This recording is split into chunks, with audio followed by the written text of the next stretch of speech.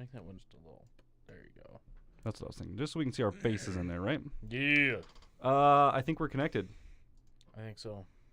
That's how a lot of our lives start. I think we're connected. I'm pretty sure this is working. Check on your phone, see if we have good audio. We're still private, so no one can see our shit yet. Oh, okay. YouTube, show me the way. Turn down my monitors for now. Yeah, turn those monitors all the way down. You might hear echo because of that right now, so. Yeah, that's fine. Yeah, turn those monitors all the way down. You might hear echo because of that right that's now, crystal so. clear. That's good. Dope. That's good. I'm gonna go live then. Do it.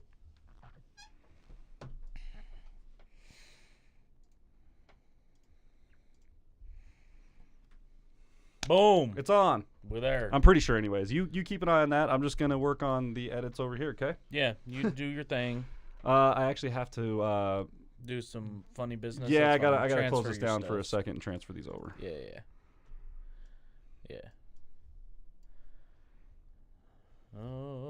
There we go. Now you're back. Now you can see. There we go. I can see. If anybody is actually going to come in here, I think we have it all set up to where people can come in now. So we'll see if anybody's here. Hello, darkness, my old friend.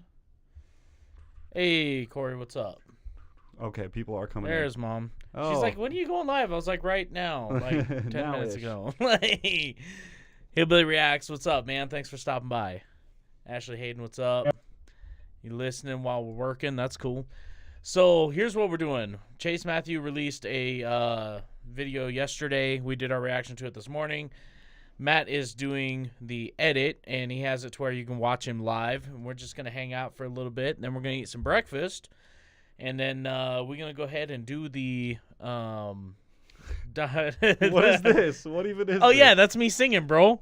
Oh, okay. Yeah. I'm waiting for you to do our intro so that we can, because they're going to hear all the edits that I'm like, when I hit play, they're going to hear like the stuff. It's going to be good. I don't know how loud it's going to be over here. So. And then we're going to watch the Rise of Ryan Upchurch, the documentary. So that's kind of our deal plan today. Becca's in the kitchen whipping up some breakfast sandwiches right now. Yes. She's going to join us here in a minute, and we've even got a little microphone for her set up. What's up, Christina? Thanks for stopping by. Trey, what's up, man? Okay, let me listen to this. Stacy Smith, Corey Wheeler. Day's going pretty good, man. Yesterday was a crazy day. I'm still a little tired. Find his coffee and.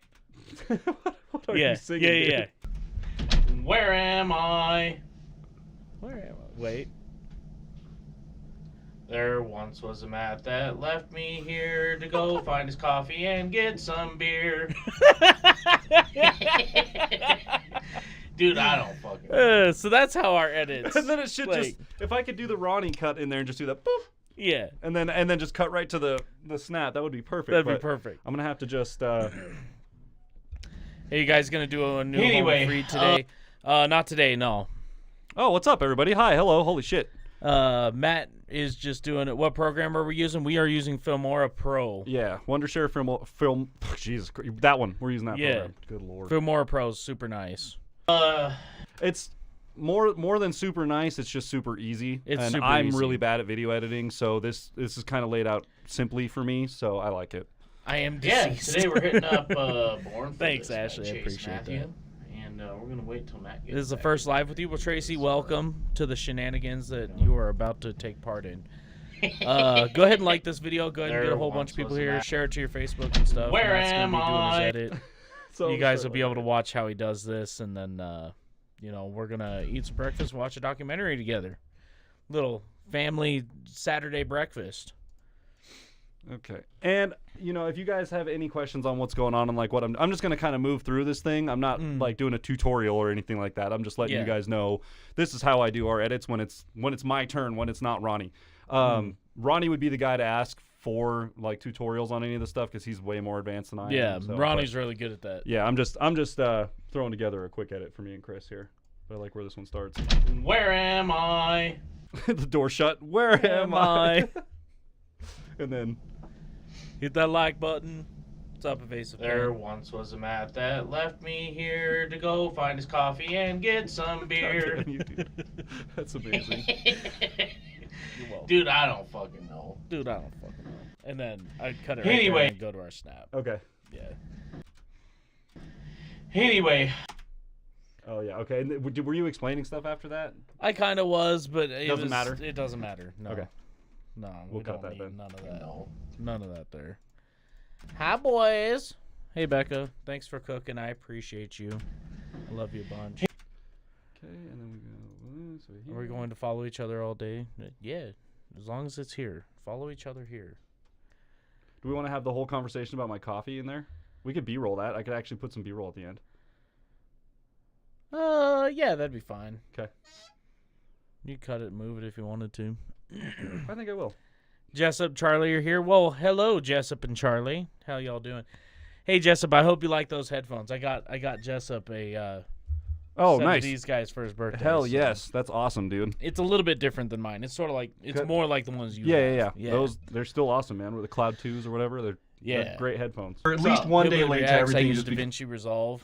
It's completely free, and you get more than what you get for most paid software. Is DaVinci Resolve completely free? Because we talked to Ronnie. He was here for a couple reactions actually, and he said that he has DaVinci Resolve. Is what he used, but he told us it was like $600 or $400. I can't remember. Oh, for like the whole thing, yeah. Isn't he using like Adobe Pro or something now? I thought he said he was using DaVinci Resolve, but maybe. I can't be 100% sure. Again, I don't know anything about this kind of stuff, so that's why. Have you seen Ryan Upchurch's Gobbler? I haven't watched any of those. I think what we're gonna do is we're gonna have one reaction. It's gonna be like an hour long or something. We're just gonna go through all of those because he releases them too fast. I was like, oh, I know. So this came out. Still work full-time jobs and stuff. So yeah, go grab you some coffee, do the things. Little hashtag evening thanks, Ronnie. when this one comes out today. Go. So, right. Right here. Well. Yeah, there we go. Right. A really good documentary. Yeah, I've seen it before. Matt hasn't yet. So we're going to do this, and we're going to do this really quick. I have this weird idea. I haven't done this yet. I haven't done any B-roll yet, guys. So if you're watching me do the edit. You're watching him learn. Yeah, kind of try and create B-roll on my Morning, Cat. So how you doing? There's that one, and then so this then. Cut that we made in the beginning. This section is going to go. Yeah, don't forget to share the stream. Go ahead and leave some likes. We'll be just a little bit before we get into the documentary here. We're editing our video for the Chase Matthew upload that's going to go up today. So we'll see what this looks like really quick. Yeah, let's take a look. Dude, I don't fucking know. Well, I just appear in the room. I don't fucking know. Flip. Matt is white. Yes, he is. Yeah, sorry, I'm a little whitewashed. That's Charles. Nobody cares. Oh. Yeah, no one cares. Yeah, I'm whitewashed. I'm right in front of the window, and it's actually daytime right now, and so the sun is like just beaming in through this window. So, what's up, James Bond? Mr. 007 morning. Cat, not bad. My friends. Always enjoy seeing Cat. Good morning. Just everywhere, man. I don't know how. I don't even know how you sleep, Cat. Like, cause I'm up at like 2 o'clock in the morning, use the bathroom. I'm like, you know what? What's going on YouTube? And Cat's in live stream somewhere. I'm like, what the hell? Gobbler makes you want to talk to the screen and say many words. Well, that's fair. I mean, we'll get there. Like I said, Ryan Upchurch, he posted what, like 6 videos this week? Oh, did he? Was it that 5 many? or 6? Dude, it's been a ton. And I mean, we'll mute these. We'll get there. It's just we usually film twice a week, so I mean, I can leave it just like oh, Charles, Jesus Christ. Where am I? He's all sad. Oh, dubious. Becca, don't encourage his bad behavior, okay? I can leave a dislike and leave. Oh. Where am I? I love that. Okay. Backwoods Logan, what's up, bro? Screen cap. Screen cap. I thought this was. Wait, hold up. Where am I? Okay. Screen cap. Screen cap. Cap. Yeah. I need to go get my coffee, but here we go. Okay. Where am? There. Now we're talking. This is all the. This is the fun part. See if we delete that. I think I just got rid of a bunch of stuff. Nope, it's right there. We're good. Everything is saved. We're fine. Is there a chance you could do a live at the Redneck Rave? We're kind of hoping to. I have at least, something a little bit different that we want to do for the Redneck Rave that nobody else has done before. At this point, it's just a matter of getting enough money to go. But yeah, I mean, we could possibly do a live. It kind of depends. I mean, you know, I don't want to do anything that would upset Just in Time or mess with the flow of the show or anything. So it's kind of really up to him. Yeah. It's going to get annoying really quick for just 1 second here while I'm trying to line these two up. So sorry for the repeated where am I. Is that how Wyoming gets its sunlight? You stick Matt outside with a shirt off? Yes. Yeah. Yeah. Mm-hmm. Surprisingly enough. That's why I'm always outside fishing. Thanks for the donation, Mr. Backwoods Logan. Ooh, I appreciate nice. it. Sending Vibes. the vibes, bruh. Where at? See, again, this is going to get a little annoying. Sorry, everyone. Where at? He's gonna line it up. Where at? Where at? We hear it on Becca's phone. Where am I? See, now we're lined up. Now That's we're how we line lined up up. our audio. Now we go back twice like this. We shrink everything down, and now we kind of got to listen through the rest of it to make sure, because for whatever reason, I think it's because Cubase is a really accurate recording program, so it Yes. catches our vocals with like zero latency at all. Or and then very minimum, the yeah. camera and the screen capture program, getting everything to line up, they just at a certain point everything falls out of sync. So we have to go through and kind of resync everything at certain points. Yeah. So by the end of it, our vocals aren't way ahead of our like camera capture. It's a weird process. I don't know why it happens. We've actually asked people about it, and so I My don't know. mom, I hear that a lot when we play Ark. That's true. I'm sitting there, I'm like, oh God, where am I? Oh God, where am I? All right, let's keep going. I'm lost. Please help me. Yeah. Usually at about a Story of few- my life. It It's usually usually like a starts- minute. Usually starts to drift. No, it usually starts to drift really bad around 9 to 10 minutes. Oh, so is like it? now, if you listen to it, Oh, dude, So mine was I am a ready to closet. see, it's not even in the same. Oh, that's right. I gotta find the cut. God damn it, we didn't edit. Yeah, you I forgot don't about that. fucking know. So now Well, he I gotta find the snap. Okay, so Yeah. never mind, everyone. We're not doing anything crazy yet. I gotta find another edit. Where is our? Oh, is that it? I can't. type Oh, today. you're in there. Okay. Me neither. You can get a little closer. Um, Wow, that was weird. that was weird. That was weird. Any luck with my Tina S through the Fire and Flames video? Other reactors have done it with no issues. You can't do that one. Change it to have a covering Moonlight Sonata. So here's the thing. I actually left a reply to your comment on one of the videos about the Tina S through the Fire and Flames. The reason we can't do it is because the backing track is the backing track for the original song.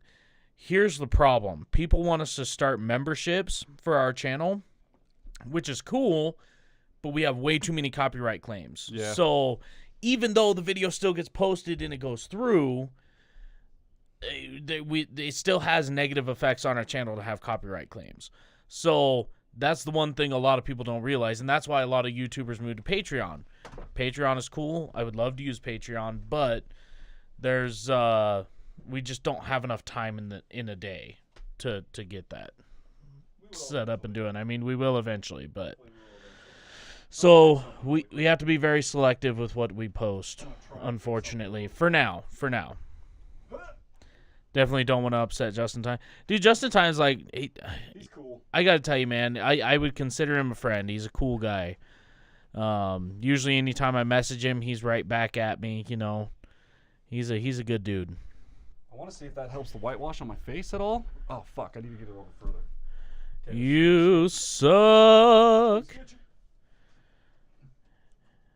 Anyway, where was I? He may end up in the next diss song. No, man. Nah, he's cool. You consider playing Destiny too? I used to play Destiny. My problem with Destiny is I don't, just like everything else in my life, I don't have enough time. It's That's such got to a be better. Is that grinding better, game. Doobie? Tell us. That's got to be. We'll wait until I pop back into screen there. Wait for it. Okay, now we could actually probably. How's the mechanic life? It's still something. There. There, up better. Let's see what it does on our. Yeah. Oh shit. No, post anything we want. Oh, dude, you fucking with the focus. Yeah, I know. Yeah, that's way too bright. Fucking bring it down. It's got a touchy thing on it, too. It like is, the little is. brightness adjuster on a ring light is really touchy. Okay, I'm leaving it there. I'm not touching it. Something about having full-time jobs having an impact on time for fun. Yeah, that's weird, huh?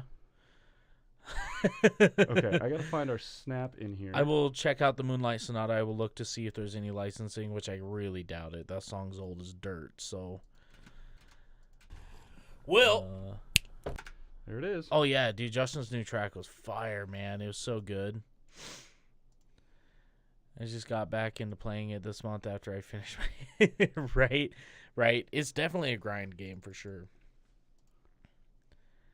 Did Matt miss makeup? Yes. Of course. I am wearing so much makeup right now. Yeah, I miss makeup every day. Yeah, of course, Anessa. Of course. And guys, as far as like making suggestions and stuff, like leaving a link in the comments below the videos that you're watching helps a ton.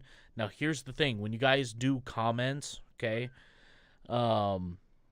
you'll hit enter, right? The comment will go down there, and then when you back out of because it like takes you to a different screen, when you back out, it won't show your comment. That's fine. Refresh the page, and it should be there. If it's not, try it again. That's the way YouTube is. I had I forget the lady's name. I was like, hey, could you send me a link to that? And she's like, yeah. And then I look, and she like posted the link like 7 times. She's like, oh, it won't go through. And I was like, no, you're just not seeing it on your phone. Just refresh the page. Okay, so it should be. Dude, I don't fucking know. Well, Okay, Jesse Howard, he's a cool guy. I haven't talked to him yet. I would love to, though. Just gotta make sure I have all of this. This is where things are weird. So I shot a message to Saucy Dad. I haven't heard anything back. If I had to guess, have you done the Following in Reverse Zombified? Yes, we have. Yeah, it's on the channel. I shot him a message. He hasn't messaged back. I would imagine he was probably either just taking a break or work got busy or something. Because from what I understand, now I haven't heard this from his mouth. Welcome back. From what I gleaned from watching his videos, he kind of has a job where he's like 2 weeks on and a couple weeks off. So he may have just had to go back to work, and he's not welcome on back YouTube for a little bit. 307 Reacts. Good morning. Well, good morning right now. Good afternoon / evening when this one comes out. Okay, cool. Excellent. Katie White. I don't know what you mean by that. I mean, I see it. Do live videos by fans end up with copyright claims? Do live videos by fans? Live videos of who? Live videos by fans. So like the remakes like that they do. So like if you do a cover of a song and put it out, does it end up as a copyright? Is that what you're asking? Because I did a remake of a Good Charlotte song, but it didn't get copyright claimed because I remade the music also. I completely rewrote everything, so that's how I got away with it. But if I would have used their backing track, yeah, it definitely would have gotten... I wouldn't have been able to post it. Oh, yeah. Sorry, I missed you guys. I hope it's a great day in Wyoming. It actually is a pretty nice day. It's not too bad, yeah. YouTube has been weird and not allowed to post links through the computer. Yeah, if you guys are going to post links, it's better to do it through your phones. Okay, let's check... you want to do the timing? Dollar stores ain't even dollar stores anymore, dude. They're like $1.50. Dude, they're not too bad on a Subaru. They typically take me about 40 minutes, 45 minutes. What's that? Timing belts on a Subaru. If you know what you're doing, and you have access to everything, they're not too bad. Yeah. They're really not too bad.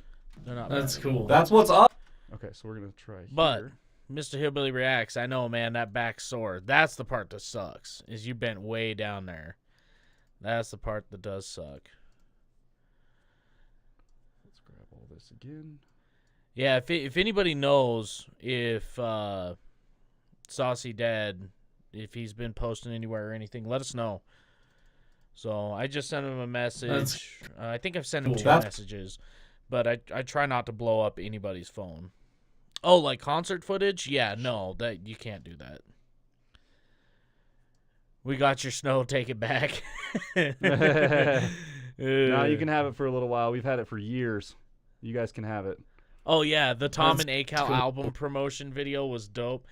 Dude, their video, apparently they're dropping another one this Friday. They're like, Why am I doing this? What the I'm just hell being are an idiot, you? dude. Okay. Don't worry about me over here. The video of them yelling at each other on the phone was dude, just so hilarious. I must have watched that 5 times. Okay, yeah, no, it like live footage of concerts, because here's the thing you don't realize, right? They still have That's what's up. See, it's tracks played at the live concert. That's why it sounds so good. Yeah, a lot of live concerts are backing track driven, which is kind of unfortunate, but that's just the way of the world. Oh, someone said he's dealing with the death of his family. That's one of those things, dude. Hit you right.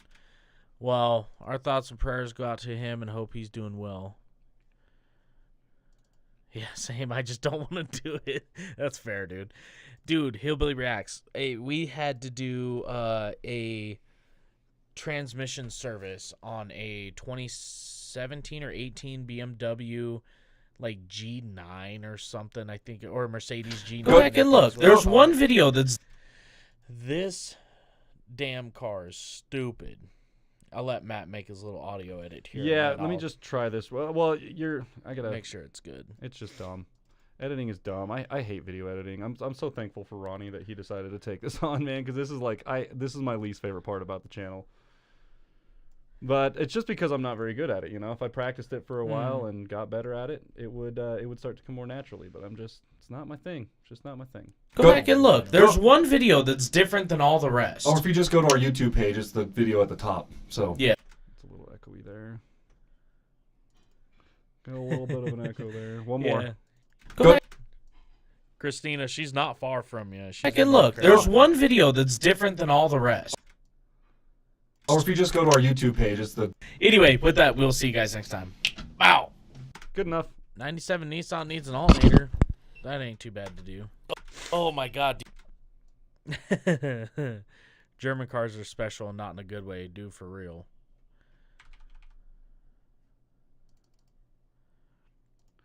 I thought I moved the B-roll out, but what happened to it? Oh well. I better go back and find out. Oh, there it is. There's the B-roll. Found it. Found it. Swoop.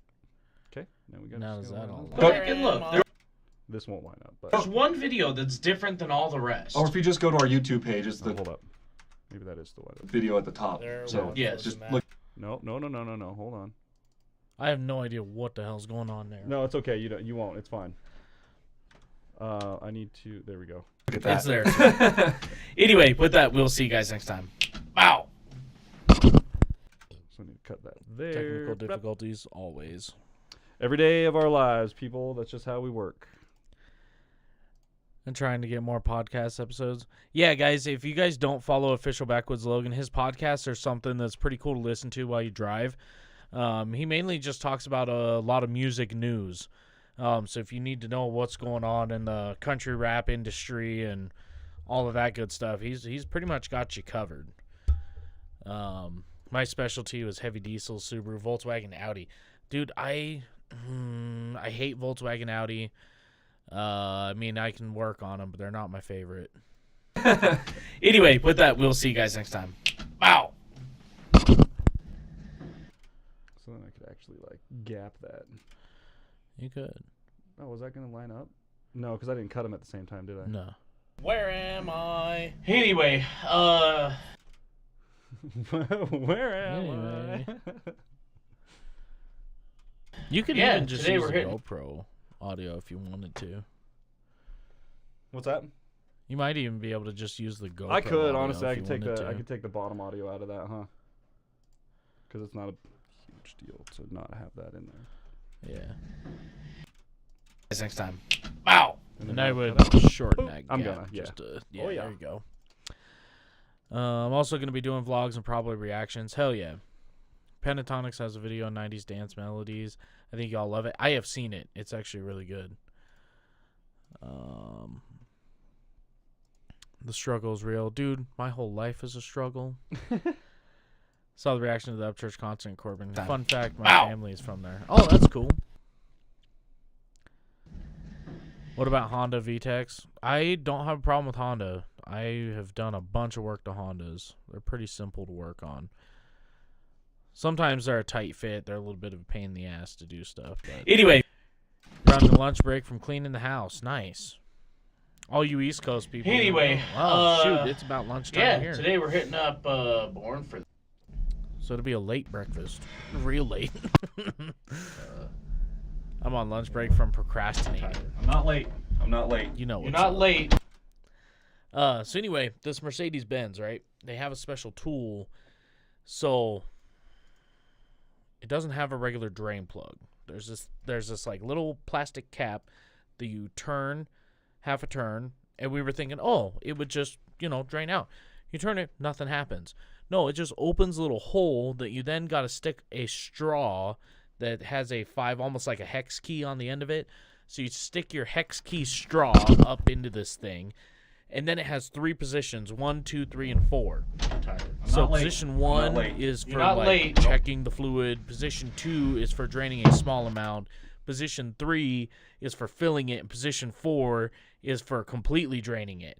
So you gotta stick this stupid straw up in there, and it actually goes into the valve body.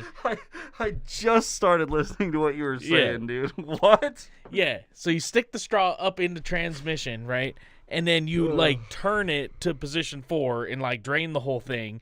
And then you have to have an adapter once you pull your straw out because the thing is threaded, right? Oh, but here's the thing too. You can't just drain the pan and then pull the pan off and then change the filter like a normal transmission.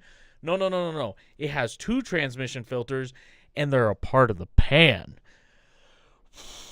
So you smash this pan, the brand new pan. Yeah, okay, you look can't at just buy that. a filter. You have to buy a whole new pan for this transmission service. And my mic is running away from me for some reason.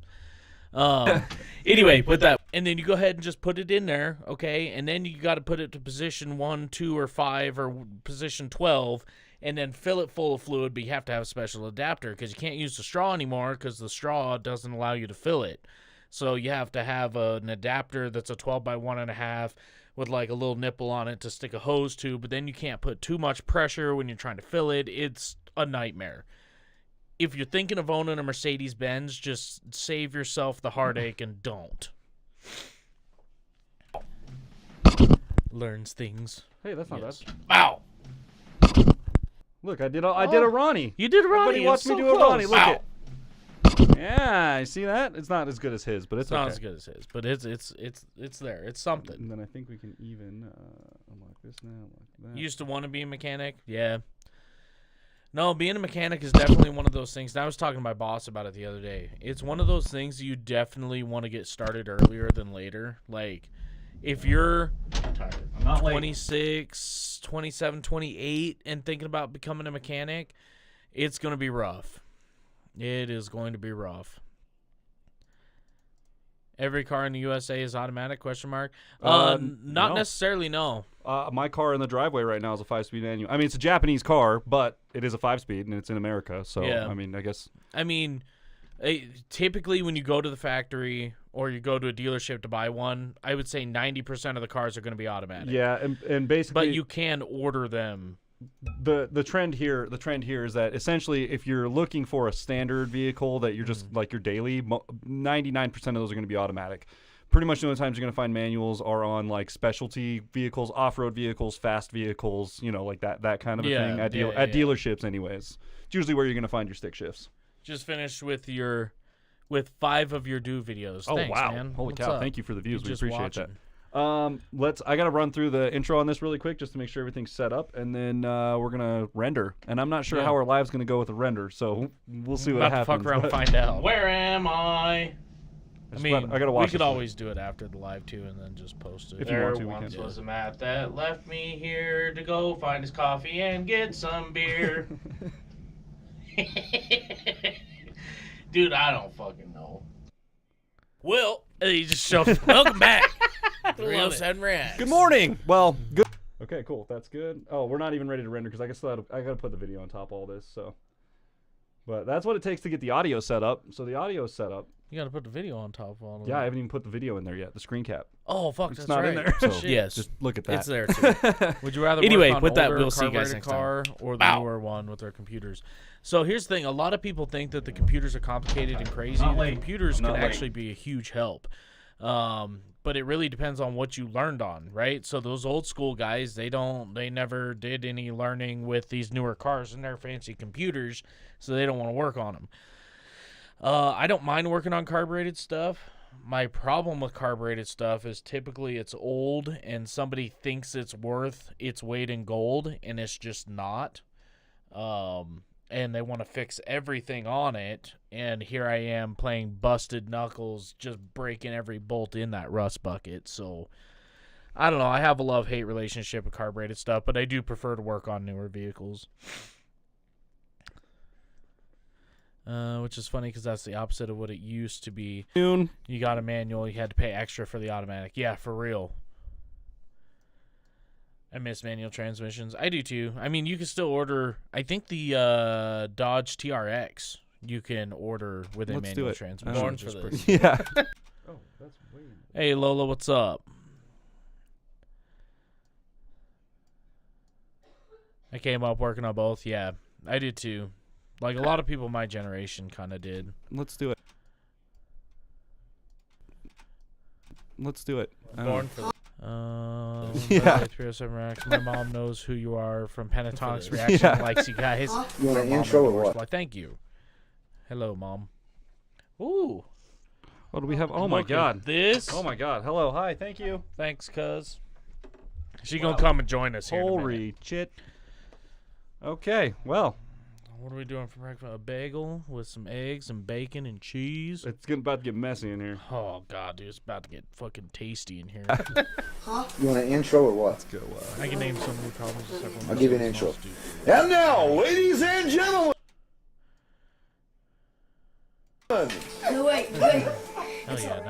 Yeah, building custom is cool. It's a lot. Oh, nice.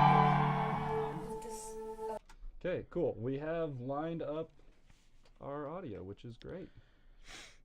Or our video. So now we just go to pauses. Nah. Old car back. Nah. Yeah, I think it's there, dude. Yeah, it is. That looks good. Okay. And then we're gonna pull Ronnie again. I'm learning. See, I learned things from Ronnie watching his edit. Very touching, right. I feel. So let's go. Do some things here. Oh, you're going to take out the little sections and let it go away. I did that in our last edit as well. Oh, did you? I don't even think I watched that one. That's fair. Of course you didn't watch my edits. No, you're good. So glad to catch you guys live. Big fan of you guys from Silvertown, Pennsylvania. Love it. This is going to be very touching, right. I feel. So let's go. Back up and running. I would say as a general beef is just... What's that? What's the general Wyoming staple for food? I would have to say it'd have to be beef. We're really proud of our Angus beef out here. Our And that's the crazy thing. Grass-fed is I watched a video where like a British couple react to like the top food in all 50 states, right? And they said that Wyoming was buffalo. Well, more specifically, bison steak. Yeah. And I was like, I can't even think of one place where I could get a bison steak in town. Maybe Fire Rock. That might be like the only place. Maybe Wyoming Ale Works. I looked. Oh, I know Wyoming Ale Works don't. No, I've eaten there a lot. Yeah. I don't know, man. Yeah, but you could get a really nice Angus steak. Pretty much anywhere. I mean, I think just beef in general. There's a lot of cattle ranchers around here and stuff, so. It would make sense that it's just, burger, steak, whatever. Like, we love our beef. We buy a lot of beef out here. Got to run some stuff on the games. That's fun. Much love from Georgia. All right, Christina, we will see you later. We'll probably be on for another hour or two. Like you said, we're going to watch a documentary and hang out. So, barbecue. Yeah. I really can't stay too much because I'm in a different city. So all right, anyway. On the road to get back to my city. That's fair, Lola. It was good to see you, though. Yeah, thank you for stopping by. Fire Rock has buffalo lasagna. Wow. What? All right. Something. When I was buffalo is better for you. Yeah, it is. Hey guys, greetings from Germany. Beef, it's what's for dinner. That's right. Elk is awesome. Yeah, I eat a lot of elk. Or I try to. It's the last 2 years. It's been hard to hunt elk. Like there's been, my brother and dad been getting skunked out. All right. Anyways, let's keep going. But I know I'm good enough. Yeah, hopefully this year I'll be able to actually hunt this year. Hey guys, have you watched that's why videos on the for so long my entire childhood I chased the dream, so I could have moments like that for my family. That's like an hour long and just watch all of them because we work a full-time job. let me give you guys some background for those of you who maybe haven't seen the videos where we explain it. We film Monday and Tuesdays. So Monday, we both get off work. We come here. We film 3 episodes. Tuesday night, same deal. We get off work. We come here. We film 3 episodes. And then we send them off to Ronnie. Ronnie edits them, gets them back to us. We start posting those episodes the following week, which is a Monday, Tuesday, Wednesday, Thursday, Friday, Saturday. So we're always filming a week ahead of what you guys see. Yeah. So what you guys see coming up for this week, we've already filmed this last week. So when Upchurch posts that many videos on like a Wednesday or Thursday or whatever, it takes time for it to come out. So you can be sure that if somebody drops a new video on like a Wednesday or Thursday or something like that, we'll come in that Saturday and do what we're doing today. We'll react to it and then post it that night. But if they drop it on a Saturday or on a Friday or something like that, we'll react to it that following Monday, and then you guys won't see it until the next week. So some of our reactions are like a week and a half behind when they drop, but rest assured, we reacted to them as soon as we could. Just kind of how our schedules work. That's just based on how we work. When we get time to do it, that's just kind of how it happens. So, ooh, look at this. Thanks, baby. Okay, the video, I need to check one more edit. It tastes amazing. I'm going to check this really quick and just make sure everything starts and stops when it needs to, and then we're ready. Official music video. Yep. Let's just go. Let's get it. Good morning, good afternoon. It's already up on our channel. Let's do it. Born for this. Yeah. You want an intro or what? Let's go. I'll give you an intro. And now, ladies and gentlemen. Okay. cool. Damn it, we're going to get all in the feels. I feel, so let's go. Back up and running. There was a few that didn't even buy. I like that. He says, you know, there's a voice that was telling me I'm not good enough. Dollar Tree, but Yes, nothing the in there's a Buffalo dollar? Lottery. What? My dad, All right, when I anyways, was let's keep younger, going. actually got that. But I know I'm good enough. Sorry, I'm talking over the video. Oh, you're good, man. Like that for my family. We're good. Yeah. When I was younger, my dad got a tag for a buffalo, and we went out and shot one, and it was pretty crazy. It was very fun. All right. I'm going to get us some napkins.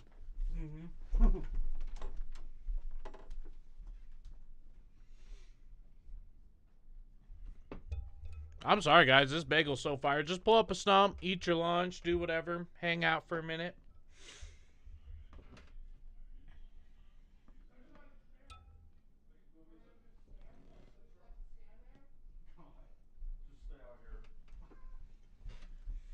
All right. Here we go, bye. Thank you. Also, let me set up Rebecca real quick. Pennsylvania. She can come in and watch this with us. Oh, shit.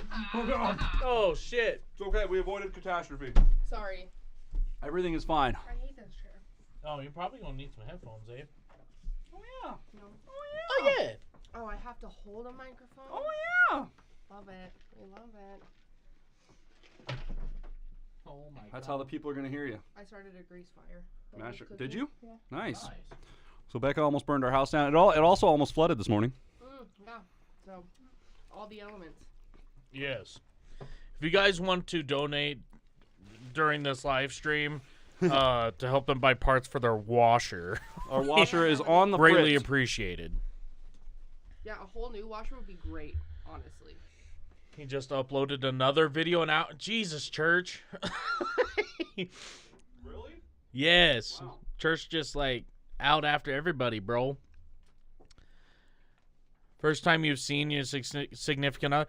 Ben, you have not been watching the channel, bruh. Yeah, man. She's been on like a few episodes at least. Yeah. Me and her did one together over Christmas. Yeah. And then that dude like was like roasting you guys. He's like, you're not real country. You're not even country. Huh? Okay. I know I'm not. I don't claim to be on my channel.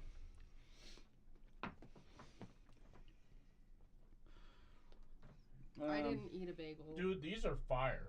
They're so good. They're so easy, by the way. They're so amazing. They are literally just an everything bagel, a fried egg, cheese, and bacon. Or you can do whatever meat you desire. Really. Multiple meats if you desire. If that's your desire, multiple meats, you know. Yes, we've not done the Amazing Grace one yet. We will, though. We will. First time I can see you live. Hell yeah, Ben. But you get to see all of our audio technical. Well, it's real country. Real country's got that media experience. Don't mind me. Just fucking around. There we go. Chris, you still got a plug-in over there in the wall for this thing? I think you do. It's like almost like a rectangle-looking one. Yeah. Yeah, that was that orange-flavored motherfucker that was like sitting on the desk today. Oh yeah, that's right. Why do I feel like there's a different chair? Is there a different chair? Is there a different chair? Uh-uh. Do you want your blue one? We should bring a lawn chair in here. Do we have a... Oh, My chairs are big, dude. No, she's talking like one of those green foldy ones. So like, not like an old, like a lawn chair from outside. Like the big bulky. Let's go grab an outside lawn chair really quick. Welcome to family breakfast. Sorry, guys. I love the No, you're fine, Ben. I'm just fucking with you. Wyoming is a whole category of country unto themselves. Dude, that's true. There's so much stuff here. It's crazy. Yeah, for sure. Have you tried plugging it in? Working on it. I'm going to be plugging something into a blender here in a little bit. Okay, so I'm going to be far left, so we'll go 3 for me. The only thing I don't like about this chair is that I can't sit like crisscross at all. I just have to keep my legs down. Do you want to switch me? I'll sit on it. Like I don't care. Fine. All right. Oh, I need... So you're going to come in here and say, I don't like the chair. And then he go, you want to switch me? And you go, no, this is my chair. So my chair with a literal footrest built into it. That's where he lives, dude. He just lives on that little drum throne. I have, yeah. So bad with grammar, sorry guys. Dude, me too. Like, have you heard me talk? Kat sent me here. Blame her. What's up, kitty? I think I've seen you in some other lives. I wanted to. Don't you do the game nights with Nick the actor? Because it seems like Kitty Clementine. I see your name on the word when you guys play the word thing that I suck at so bad. Hashtag blame Cat. I've always admired a state that will just lock the gates, nobody in, nobody out, until the wind dies down. And Wyoming won't tolerate fools on the road. Dude, for real. No, but they do tolerate fools on the road. Everyone in Wyoming is a fool on the road. So. Oh, you haven't driven in Washington or Oregon? I've driven in Utah, in Salt Lake City, Utah. Okay, look, let me tell you something about Utah. You don't have to tell me. I can't say that. You can't say it. Don't. Demonetize. Demonetize. Okay, I have your headphones ready when you need them. Boosh, when you're ready, your headphones, just plug them into channel. Where are your headphones? Oh, there they are. Real country equals Waylon and Ginger Billy. You want my chair now? You want the chair now? Now you want the chair. Now she wants the chair. Now she wants. She said it quietly. She's like, I want it. The other 2 microphones in the room didn't catch it. There's not even like if you live in the state of New York, that's fine to like own a car and drive one. But if you live in the city, like Manhattan or whatever, there's not even a point in buying a car. Utah drivers are the worst. I don't know, dude. In my experience, Seattle is pretty gross. Oh, it's kind of easier for San Bernardino, pretty bad. It's actually kind of easier for me being on this chair because now it's like rotatable, and if I need to access shit, I have, it just seems easier, actually. This was not a bad move. Not a bad move, babe. I'm great now. Okay, now I'm going to finish my sandwich. And guess what, guys? The edit is done over here, so you guys are just seeing it on the screen cap over here, but it's done and ready to go. So up until we watch the documentary now, this is at what the you end guys of the are gonna documentary, we're just going to kill it all off. Do the thing and then upload that. See, Charles even says Spokane is way worse than Salt Lake City, Utah. Like, Spokane is pretty SLUT, goddammit, dude. Yeah. I love how he does that. Oh, don't get me started. That's great. I lived in the Seattle area. Virginia's pretty bad. When I was there for my grandma's funeral. Look, you drive on the freeway, there is no speed limit. No, everybody goes 100 miles Just an hour. like, they're like, oh, my car tops out at 90? In Cool, I'm Spokane? going to do 90. No, in Virginia. And Dude, then, like, Virginia's the interstates different, are, like, lined with trees and everybody's just speed racing. It's so fun. I love it so much. Wow. I was like pretty impressed how nobody died. Las Vegas is a pretty Vegas is shitty crazy, place. dude. Yeah. I saw someone like flip their car off the interstate. Jesus. Remember? I told you about it. No, I don't remember that. I watched the car just. And yeah. We like didn't see it come off the interstate, but we saw it flipped over. Like we had just like turned, and it was just an upside down car, and I was like, "That's the craziest thing I've ever seen in my life." It just totally fell off the interstate. See, that's funny. He goes 70 is the normal flow for Virginia, right? The actual posted speed limit for the interstate here in Wyoming is 80. Not on. Dude, don't give me that shit. I'm just quiet, I think, probably. You might not be talking. You gotta like Talk right into it now. It's Right. really Yeah, SLCUT. Yep. Of course, people shortened it for the silliness. I don't know. Yeah. Oh. Calling Doobie out on his shit. Did you remember to tell me to turn back his mic on, Chris? Nope. Doobie, that's why our Sure mic's not on. The posted speed is 55. Yeah. See, that's the problem. I bet it works now. Bet you it works now. Try Does now. it work better now? I bet it works better now. Yeah. You probably still can't hear her because she's talking really quiet into it, but I bet it works. I ain't getting nothing. You'll be fine. Just wait a second. Talking about the speed limit. I live life in Germany. We have no speed much limit. better. There we yeah. go. Okay. Hell yeah. Well, let's go ahead and pull up our little documentary here, and then we'll kind of get fired on God that. damn it, Doobie, shut up. Guys, Charles Rich, if you guys don't know who he is, watch our Mary Did You Know video. He's the guy that sings in the bottom right corner. That's who he is. I.e. the best singer in the whole video. Yeah. In my neighborhood, the speed limit is 25.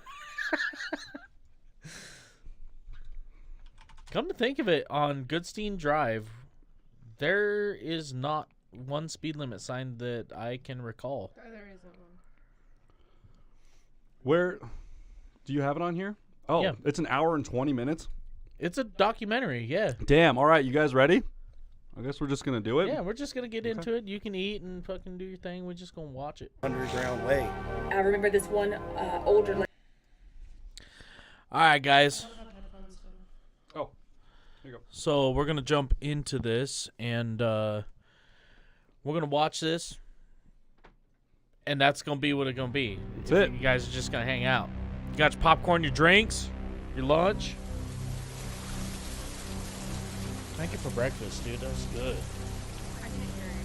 I said thank you for breakfast. That was good.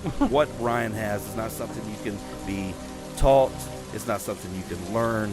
You either have it or you don't. He was born with it. It's just him. At the end of the day, like that's why everyone's so attracted to him. Is because the same dude that you're gonna see on the camera is the same dude you're gonna see in the grocery store. When people look back on this whole genre of music, he will be what is remembered. He will be the Elvis Presley for this genre. There's no doubt in my mind.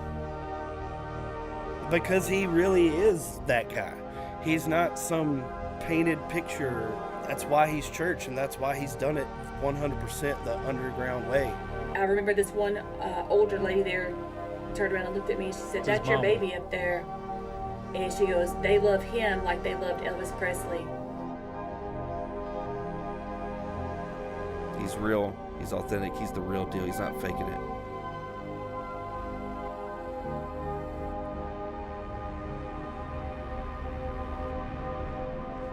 He's going to do something that hasn't been done before.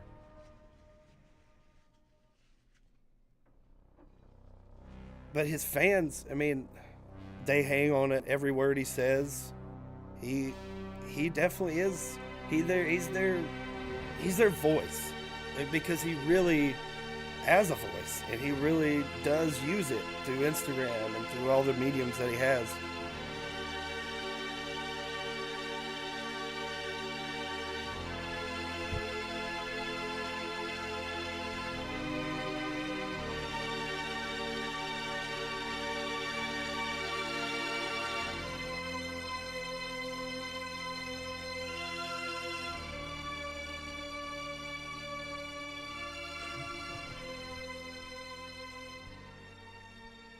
You can't really tell that I'm just chugging milk on the camera, but that's what's going on over here, everyone. Clean-cut, professional country boy from Tennessee. Nice.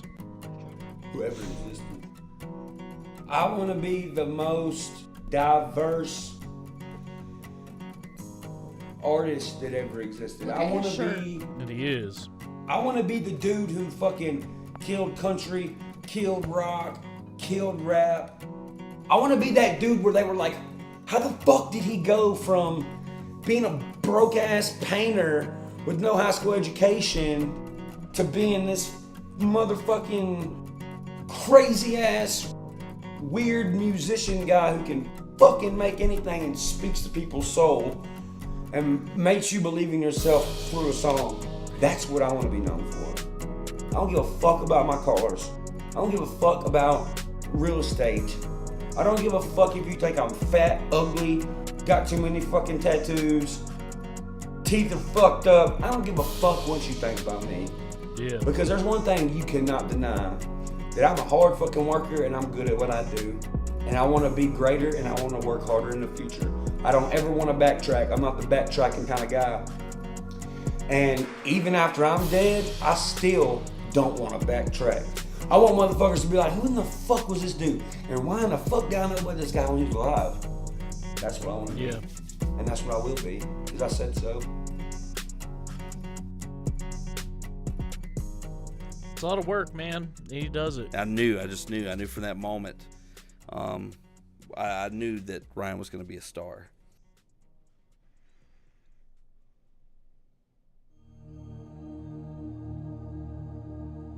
Ryan was born May the 24th, 1991 in Nashville, Tennessee at Baptist Hospital.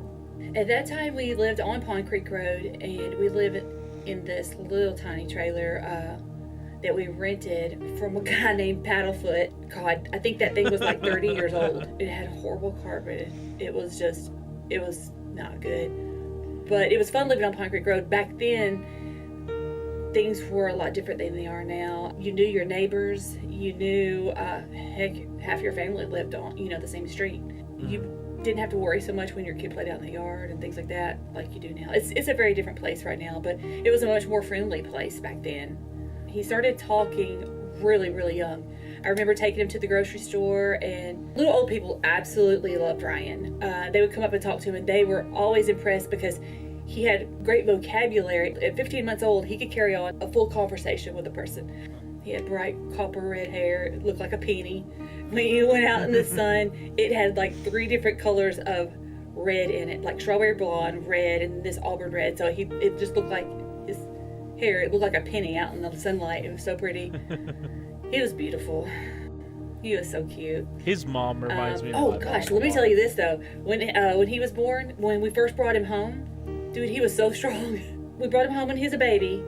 We could lay him on it, like babies don't really lift themselves up, or, push up off the floor, when you lay them on their belly when they're first born. But he was doing that at 2 weeks old. He could push himself up and his little head would just bobble back and forth. It was so cute. He had such strong upper body strength. And I remember at the hospital when he was born, he held on to the sides of the little thing that they put your baby in, the little crib, whatever, with the metal rails on it. He held on to the side of it, and they could barely peel his hands off of the side of it. He was holding it so tight. He liked to be the center of attention. Because he was the first grandchild, it's like he did everything with my dad, did everything with his dad. He was the baby. He was the first baby. So he was always the center of attention. He was a great brother. He was a brother when he was 4, almost 5, when we brought Aaron home. Absolutely loved him. Held him, took care of him, looked after him. He was always really, really sweet. Really good with all kids. He was really good with children, other kids his own age. He was always sweet and, giving and things like that. He wasn't confrontational at all. He just loved everybody. When he was 16 years old, he would help my dad with his paint company. He would work with his dad sometimes. He did odd jobs here and there at a pretty young age, but he started writing lyrics down about that age, and until he used to carry on this toolbox, just one of the metal toolboxes that you put all your paintbrushes and stuff like that in. He would carry that around, and while he was out, if something came to him, he would write it down on whatever he had, whether it be a little piece of wood, or if he could find a piece of paper, he'd write it on the back of an invoice or something. But the thing was packed full with lyrics to so many songs that are just lost now. We don't know what happened to it. Well, he might know what happened to it. I don't know what happened to it. But I knew how serious he was when he started carrying that around with him. And everywhere he went. He actually came to me one day and told me, Mama, I want to be a country singer. And I said, do it, baby. Do it. And I always would tell them, if you really want to do something bad enough, you can make it happen. And it was so real to him before it ever happened. He would have dreams and visions of himself on stage, and every bit of that came true. Every bit of it.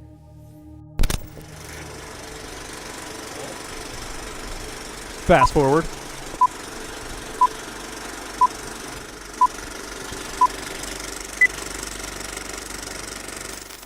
Alright, what's your name and where are you from? My name is Ryan Upchurch, and I'm from Cheatham County, Tennessee. And how old are you?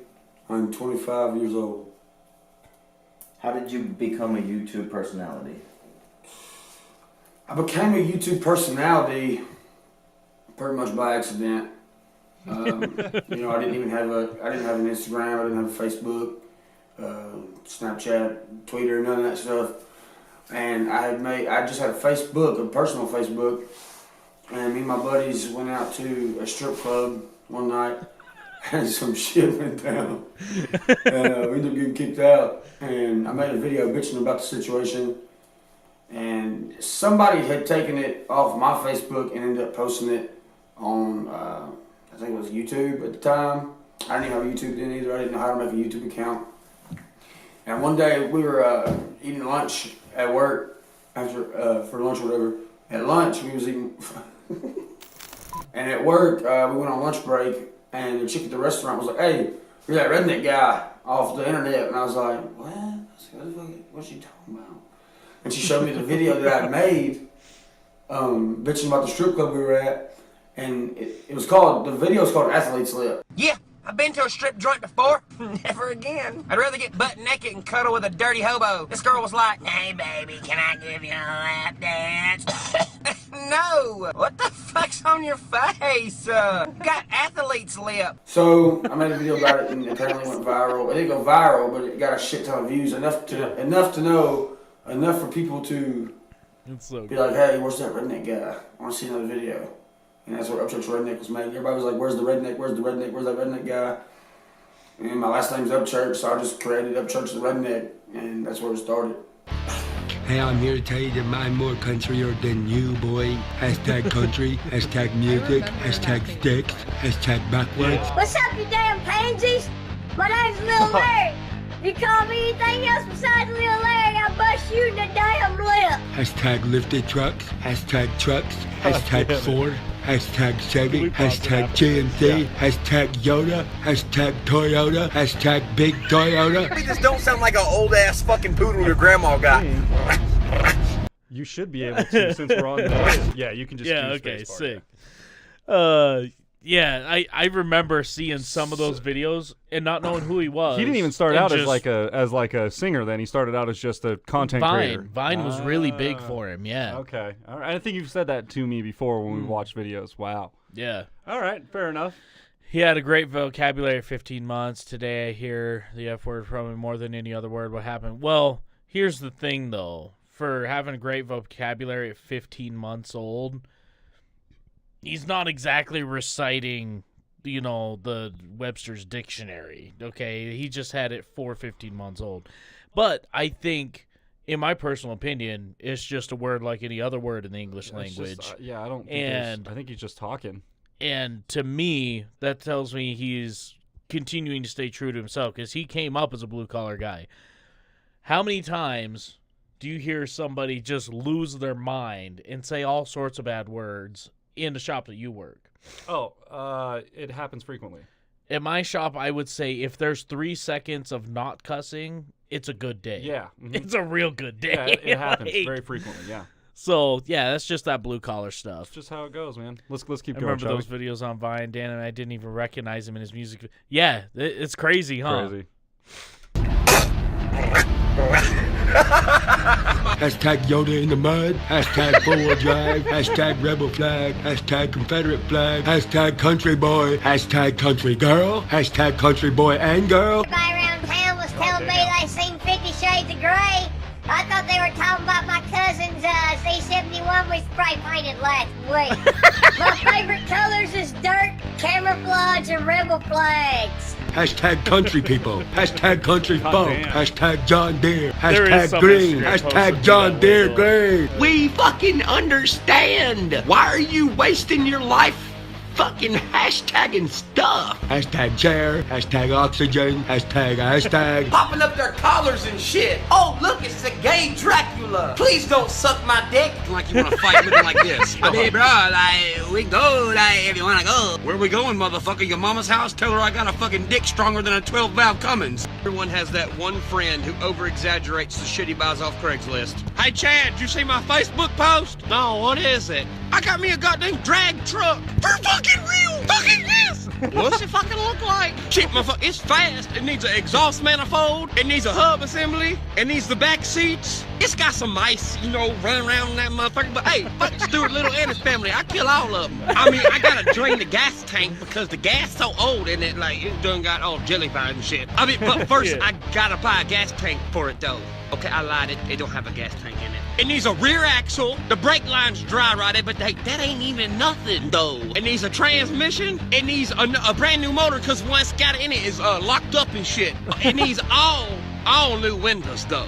But bruh, bought it for $5,000. It's a bad motherfucker. Yeah, no I shit. remember the first one he made, the first one I saw him make, where he was outside pretending to work on a car, and that was at my mom's and dad's house.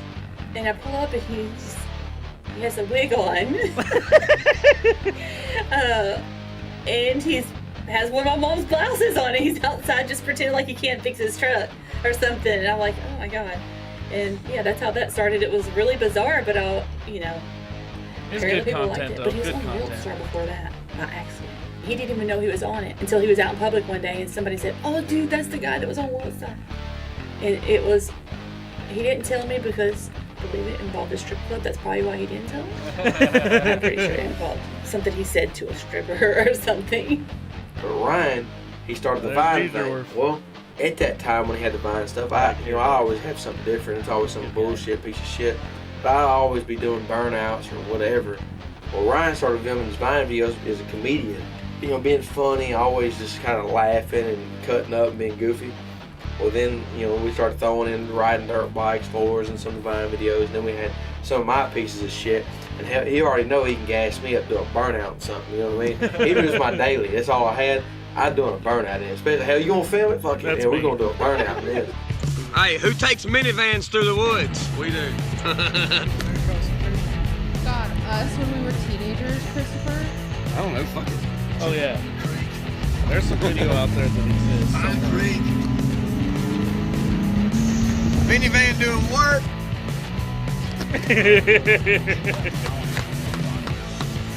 Dude. They died. Oh shit. Oh, you smoking. Oh shit. Fuck it, haul ass. Hey, put it in reverse. Hey, no, put it in reverse.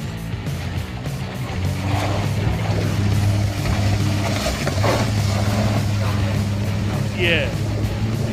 Oh shit, don't stop. Don't stop.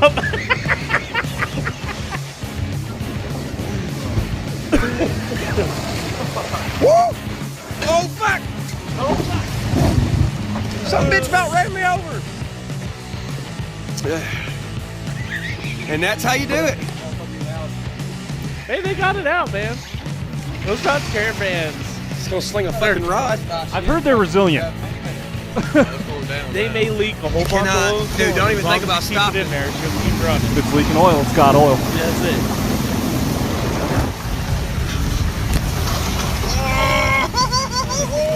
Oh, we're gonna sink it, son. I ain't stopping. I ain't worried. And he's about on the cell phone. God damn! Executive. Hit it, fuck it.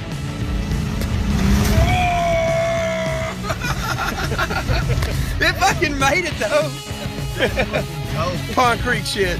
Oh fuck. What now? Everybody thinks that like country is like having a square body Chevy and like running it through the mud. This is just as country, taking an old Grand Caravan. Through the woods. Yeah. It's just like through a river. When I was in high school, I had a 92 Toyota Celica, okay? And there's a video that exists. We named it the Pronghorn because it would go anywhere, okay? There's a video on Facebook, and I'll have to see if I can find it. Maybe we'll put it in a... I pulled an F-250 Highboy, a 79, out of a mud hole with my 92 Toyota Celica. That doesn't surprise me at all. Because he got stuck. I went through the mud hole before and made it through just fine. No, my little front-wheel drive, like, is so good. Cat just lurking. Good trip. All right, let's keep going. Yeah. Come on, Joey. The hazards coming by themselves. Country stuff. Here. We just got this fucking stuff in the creek in this guy's backyard. You're in this dude's backyard.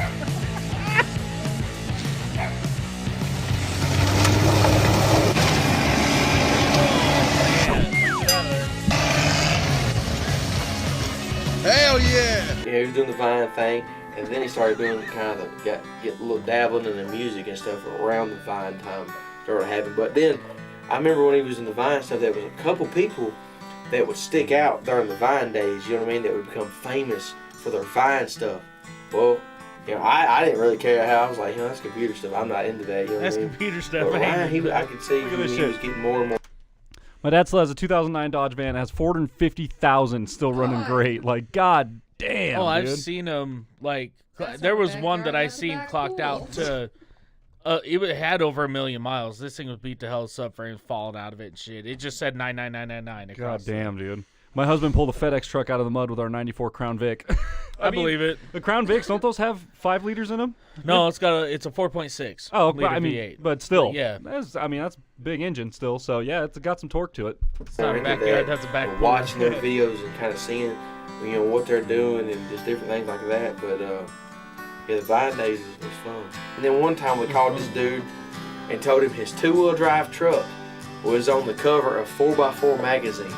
And this dude was so gullible that he believed us. We prank called him. Man, and you know, we knew we was gonna see this dude probably that afternoon or the afternoon after that. And man, we done that and never told him. Forgot all about it. Well, a month went by and this dude had done told everybody in Ashton City that his 2-wheel drive Ford Ranger was gonna be on the cover of 4x4 magazine. Finally, he told us again about it. Me and Ryan looked at each other. We bust out laughing. We was like, bro, we were joking, man. Like, that was us that called you. You know what I'm saying? And he's like, no, for real. It's going to be on the cover. Like, bro, that was us that called you. It wasn't about a month ago. He's like, yeah. Like, dude, it was us. You know, that we would prank call people all the time and kind of be like that, too. So, there was a lot of those videos. And then Ryan we'd say somebody, he'd make up a rap. He made one about Willie Marsh and just stuff like that. It was kind of funny. And then Dirty South. That's when he started being able to change. You know, I remember him starting being able to change words and lyrics and stuff like that. Me and him be riding around the truck, and a song would come on, and we would kind of keep up the same beat, but then change the lyric to it. You know what I mean? Just riding around bullshitting, and never. I mean, at the time we never thought anything of it. So I think the whole time we was in the construction thing, that's when Vine first started. Because I think that's when MySpace was kind of was dead at that point. I remember when it started getting popular. That's when Bobby with Redneck Nation comes in. Because he sees him just making silly videos and messing around, and he can see something in Ryan. He saw something there, and so he reached out to him and offered him a sponsorship. He was so excited. That was the first thing that ever really, you know, came into play. And we're like, oh, dude, this really might go somewhere. When I met Ryan, first of all, I proposed the idea for him to do this for a living, to do social media, and he just was like trying to herd cats, you know. he just had no clue that was even a possibility. And I said, listen, man, you know, you've got this thing going, and I think you have that it factor as far as you connect with people, you're genuine, they feel that. Yeah. And thanks he for chilling wanted with to us, do the Sab. music. This was the vehicle at first that was the that got the most views and got him noticed. But that was always in his mind, you know, every time that we talked and all that. That was immediately to the forefront. It's like, I want to get to talk to people and know them, but the music was paramount always. When I first met Ryan, I just wanted him to be able to do this for a living and provide for his family. And if that meant him just being a person on YouTube or this, or being a social influencer, then so be it. But you know, he really wanted to do this music thing, and I wanted to make sure that I gave him every opportunity, support-wise, to be able to do that, because it was so important to him. And you know, our company has always supported the independent artist. We've always supported the underdog. And what I saw in Ryan was a bunch of people dismissing him, maybe teachers or this or that, with his, you know, the way that Ryan is. But what they don't understand is that. You know, that's facts though. He said so many people dismissed him when he was like, "Oh, I want to be a musician." He's like, his teachers, is, you know, whatever. Yeah. Like, that's true. Of like any goal or dream that you have in your life, there's gonna be tons of people who are gonna say, "No, dude, like there's no way it's gonna work out." Like, I get it, that's a cool dream, but like that's only a very small percent that actually make it. Mm-hmm. Well, like, it's a small percent that actually make it because the majority of people aren't trying to do it. Yeah. Like, fair enough. That's the crazy. Somebody told me something the other day, and I looked it up, and it's true. And I don't remember the exact percentage, but out of all the YouTube channels on YouTube, it's something like between 5 to 3% are actually monetized. Really? Yeah. Wow. Yeah. Ain't that something? That's weird, huh? Huh. It is a very low percentage. But I remember, even when I came to you about the reaction channel, you're like, oh, well, I mean, we'll try it. I was like, we'll give it a go. Put some videos on YouTube. And then here we are. Yeah, here we are, almost 18,000 subs later. And there are people still saying, no, man, no. Oh, no. yeah. Like, anyone whatever, in Casper, dude. you tell them that you have a YouTube channel with a following, and they're like, oh, yeah, okay. You're like, well, you know, it pays us, so that's cool. What's up? That's why he is who he is. Because of the things that they thought were wrong. Yeah. The things that they thought, he didn't march to the beat of the right drum. He didn't march to the rules that they set. But what happens is when you fall in that rut and you just do that, you march to orders, you don't get what you've got now. You don't get, you know, Ryan. You don't get those breakout stars. He actually seen talent in me when I didn't even see talent in me. I had no idea, because you know, when I first started making all the videos and stuff, I was still working on a construction site for my family company. It was Upchurch Renovations. And, you know, he hit me up one day. He's like, kid, he's like, you're on to something. He's like, you keep making these videos and you keep gaining more and more followers, and you're just simply saying, you know, what's on your mind. There's a lot of other people that feel just like you about the same situation. And, you know, at first I kind of brushed it off. I was like, nah, I'm good. I can't be a YouTuber. I don't know how, you know. And then he coached me through it, and I told him, I was like, man, I can't quit my job. You know, what little I'm making doing this job is, you know, barely getting me through the week and it's getting me by. Mm-hmm. And he was like, well, you know, he's like, we'll do something where, I tell you what, you wear our clothes, you scratch our back, we'll scratch yours. You know, something happens and you start gaining more and more and more and more, then we'll do more to help each other. And that's what we've done. He's not even like a business partner anymore. He's not like... Well, he is a business partner, but it's not like he's a business partner anymore. It's like he is part of my family. I'm related to this guy. We genuinely both love each other and care for each other now, because he believed in me, and I took a chance on listening to somebody I didn't know, and he took a chance on taking in somebody he didn't know, and I would never want to rep anything else besides Redneck Nation. I have a couple Redneck Nation t-shirts. They make some good stuff. I like that red one. That was cool. And I saw that like early on. He wasn't just like, I want to be a country rapper. He wasn't like that at all. He basically said, listen, this is who I am. This is what I do. This is how I live. And I rap. And that's really what country rap is supposed to be about. It's about taking the things from regular rap that they may identify with or they may see every day that we can't, because we don't live that life. We don't live in urban areas. Yeah. Ryan gives them a voice, and that's how it started.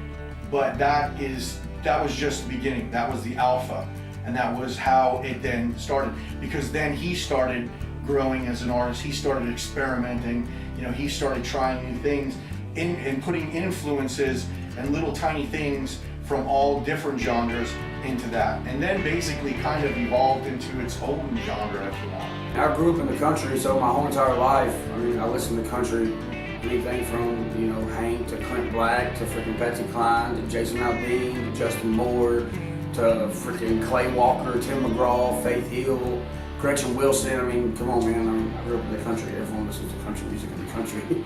You know, even though I did grow up in the country, I was still a young dude that was, you know, being exposed to other types of music through school or friends.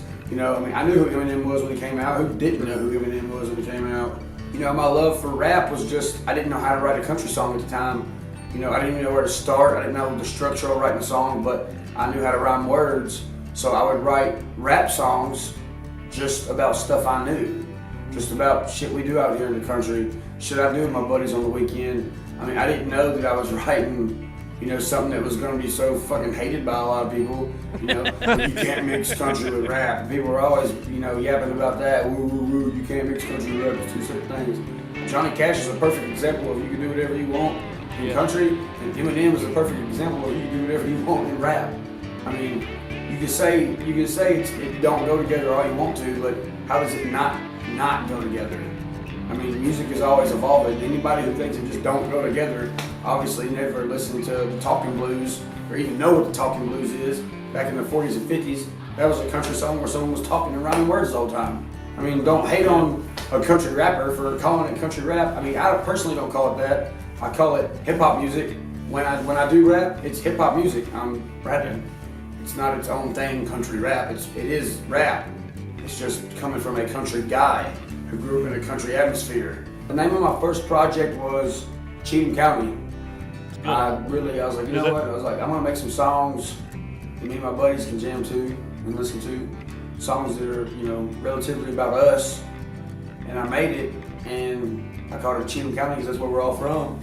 And I posted it on iTunes and got a fucking response I didn't think I was gonna get. I'll never forget the day when I remember it was taking a turn. He always did music and things like that. That was his main. That was where his heart was music. And I remember the day when he realized how many followers he had, and he came to me and he said, "You know what, Mama?" He said, "I think I'm gonna do it. I think I'm gonna throw one of my songs out there and see what happens." And I was like, "Do it, yeah, do it." And there she goes. He was. I'm in 100%. He's like, that was it. That he just wanted to test the water. I guess he wanted to see how it would be accepted, because you always question how good you are at something, and you know, you're kind of fearful of what the response might be, because you may think you have talent, and the people around you who love you may tell you have talent. Yeah. But putting it out there is really scary, and I think he wasn't really expecting it to be so well received. And it was. And that was it. After that, he knew he was onto something. And he just went with it. And I'm very proud of him for that.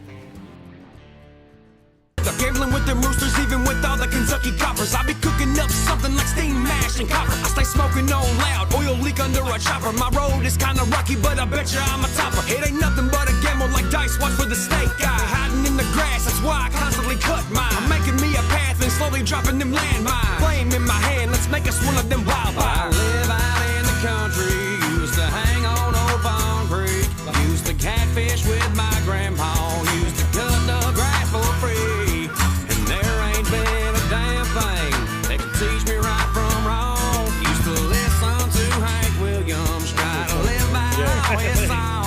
Yeah, I've been around them cowboys, I grew up in Tennessee. I ain't just part of that country, cause that country's part of me. Yeah. And then one day I built up enough courage to sing something. I think it was a Justin Moore song, maybe. Yeah, it was a Justin Moore song. It was In the Bed of My Chevy. It was the first cover I ever put on Instagram, and it got a really good feedback. So I just started doing other covers, and I figured, you know what? They've gave me the confidence. My people who watch my stuff have given me the confidence to, you know, at least make me think I can sing. So, and then that's when I wrote Stuck on 17, and I put it out, and it got a really good response. And then my first country music video that I put out was Rolling Stone, and that got such a big response. I still don't even know how to think about it. It's only been out for 3 months, and it's got like 6 million views. Damn. Yeah. That's crazy for somebody like me. That's blows my mind. All boys. The Chicken Willie album is more of a sentimental memory to me in my career. Yeah, you know, with the loss of my grandfather, that really lit the fire underneath my ass to do what I wanted to do. Right at the time between Heart of America and Chicken Willie, the albums, you know, there was a time in my life of doubt. You know, I didn't think I was doing what I was supposed to be doing, you know, with my life. I didn't think this music stuff was going to work out. And I actually thought about quitting after Heart of America came out. That was one of my favorite albums. And, you know, I sit there and thought. And I knew if my grandfather was here and he seen the impact I was making on people, and he seen what I was doing, my team was doing, he would stand behind it 100%. And it really it boosted me back to life and just made me want to just do better and better and better and better on every project, everything I do, every lyric, every beat, everything all around about it made me want to do everything better every time. Take the Capri Sun? And when I thought of that, that's awesome. You know, he hit the thought of him watching down on me or being here to kind of see what was going on. It really just energizes me up, and I just want to be the best now, and I ain't never gonna stop, and I ain't gonna let nobody stop me from what I'm doing. So that's why I named the album Chicken Willie, because that's his nickname. His real name is William Burgess, but he's had the name Chicken Willie forever. You know, my grandfather was a real big gamecock fighter. You can ask about him in Kentucky, Louisiana, Mississippi, and ask anybody who is over the age of 50 or 60 that fights chickens or has fought chickens, and I can guarantee you they know exactly who he is, and I can guarantee you they've got chickens of his bloodline still to this day.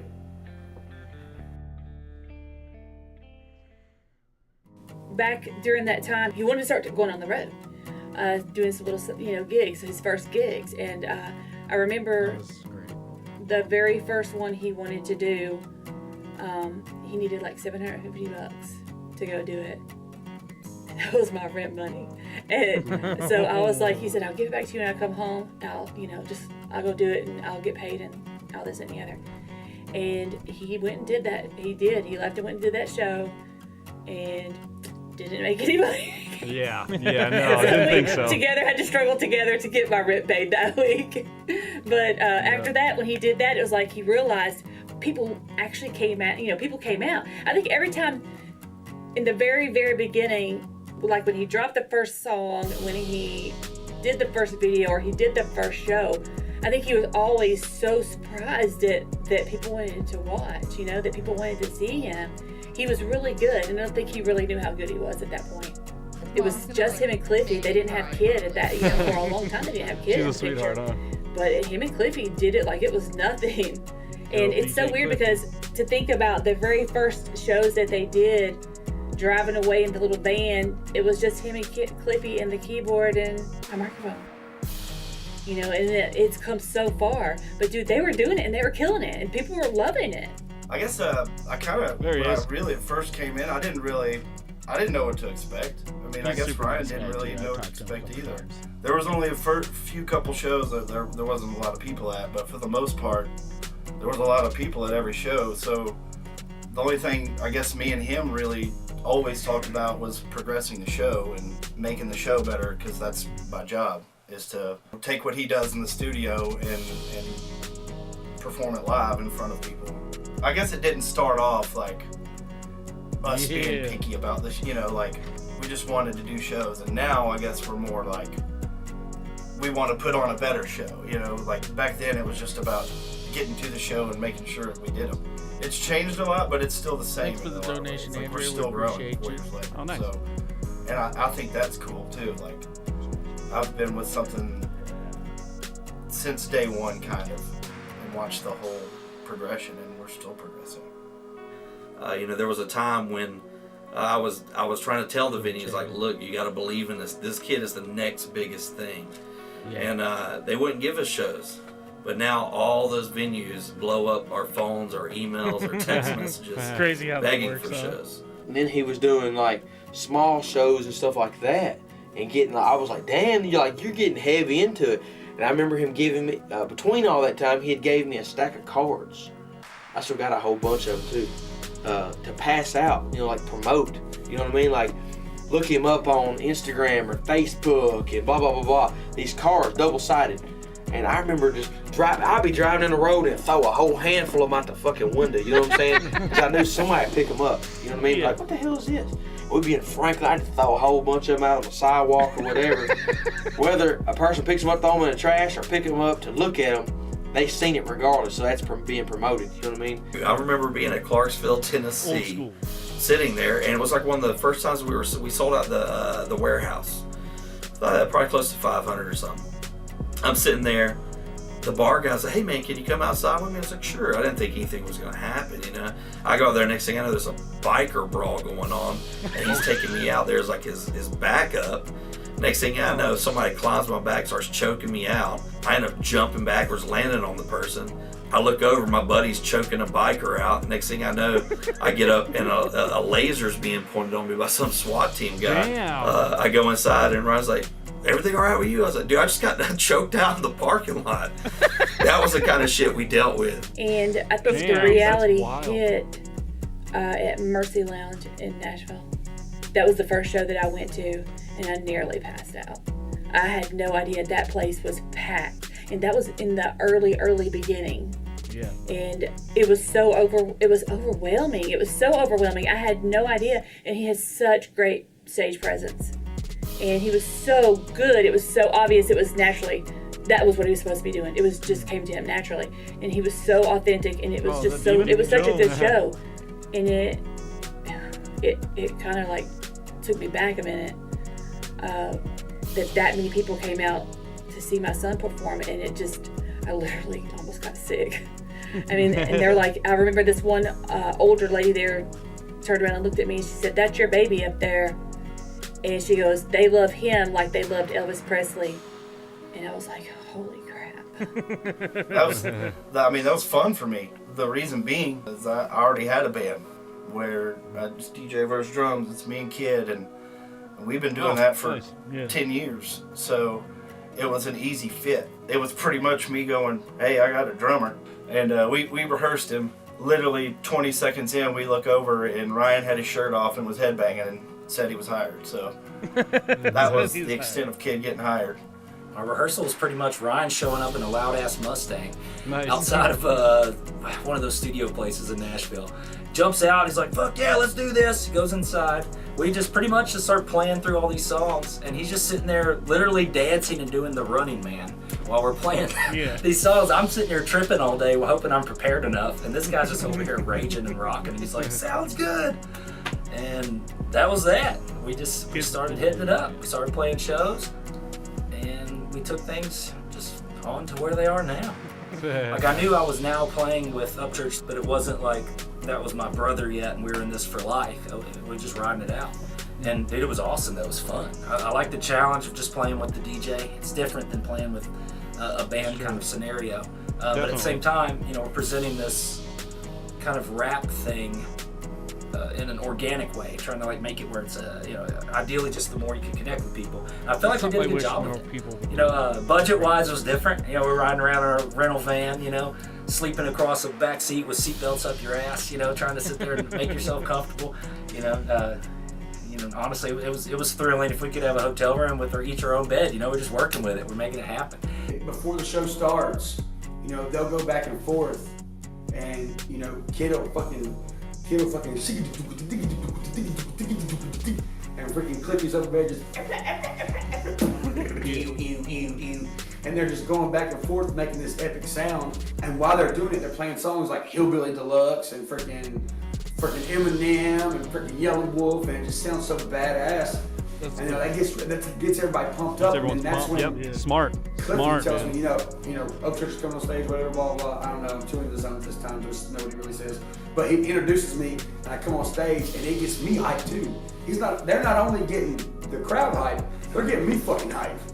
And when I get on stage and I'm hyped, bro, I got ADHD. You gotta understand. When I start hearing the beats and freaking people like, yeah, I'm just like, wow, and I'm ready to fucking go, motherfucker. I'm ready to get on stage fucking rock that shit. Hillbilly, hillbilly, hillbilly, hillbilly, hey, hillbilly, hillbilly, yeah. Hillbilly, hillbilly, hillbilly, hillbilly, hillbilly, hillbilly, hillbilly, hillbilly, hillbilly, hillbilly, hillbilly, hillbilly, hillbilly, hillbilly, hillbilly here. Hillbilly, hillbilly, hillbilly, hillbilly, hillbilly, hillbilly, hillbilly here. Came from the bottom like well water, bitch, 6 string, quick picking, what's good, motherfucker? Rebel flag, bandana, chromed out, Harley Davidson, damn motherfucker. Hillbilly, hillbilly. I stay all up in the limelight, higher than a damn kite. Might be sipping whiskey, trying to story of a bar fight. On MTV with a torchlight, smoking up a blunt while I'm playing with some terrorite bitch. I'm the barefoot rapper, everybody keeping distance from. You hear my name, you know I don't play what the fuck I'm about, where I came from. I know a lot of rednecks, know a lot of real thugs, know a lot of hillbillies, toting scraped off guns, know a lot of motherfuckers in the hottest where I'm from. With a huge pig farm, no fingers, no gold. Hillbilly, hillbilly, hillbilly, hillbilly, hillbilly, hillbilly, hillbilly here. Hillbilly, hillbilly, hillbilly, hillbilly, hillbilly, hillbilly, hillbilly here. Hillbilly, hillbilly, hillbilly, hillbilly, hillbilly, hillbilly, hillbilly here. Hillbilly, hillbilly, hillbilly, hillbilly, hillbilly, hillbilly, hillbilly here. We got to where we were working our ass off. We were doing 4 days a week, literally leaving on Monday, doing shows Wednesday, doing like little small rinky-dink shows. We would have a show in like Florida, but we would hit the little rinky-dink shows on the way just to cover gas and stuff, not making a whole lot of money. Go do this show down here that actually would pay for the trip, and then maybe hit another couple of shows, and it got to where we were doing 12 shows a month. That's almost half the month. That's crazy. Doing shows on the road.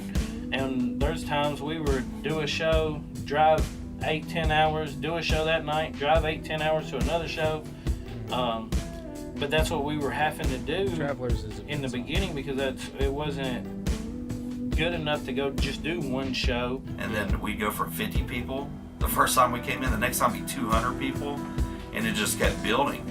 And it was happening so fast that, you know, we were having to, you know, we made mistakes along the way. You know, at the beginning we would ask for, you know, whatever the price was, a couple $1,000. And then we learned real quick, like, oh shit, we got there and they sold 1,000 tickets. They made, and then we're doing the math in our head, like, damn, they made 20 grand a night. We made $1,000. We made 1,000. It made us smarter. We started putting back ends on it, you know, on things. You know, we learned how to create a contract on our own. We learned the do's and don'ts. We learned the things that we will, you know, maybe come down a little, and certain things that we're going to stand true to, and there's just no negotiation, or we don't need to play your show.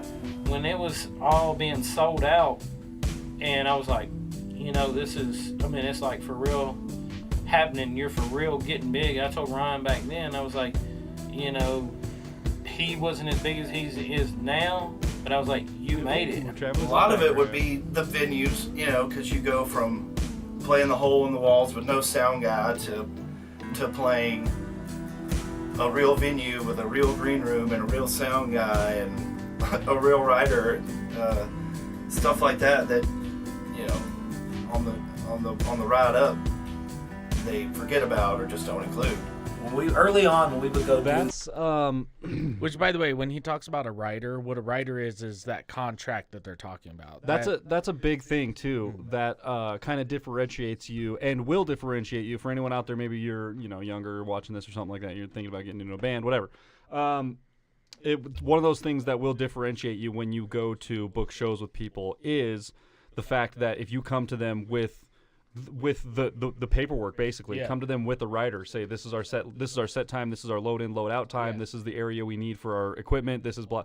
You know, it doesn't necessarily say that like we require this much money to play for you. That's it's just, usually in there. It's in there if you're at that point, but even a beginning writer can just have information like, hey, this is how much space we take up to play, this is our layout, this is our gear, this is how many lines we need for microphones, this is, you know, just basic information.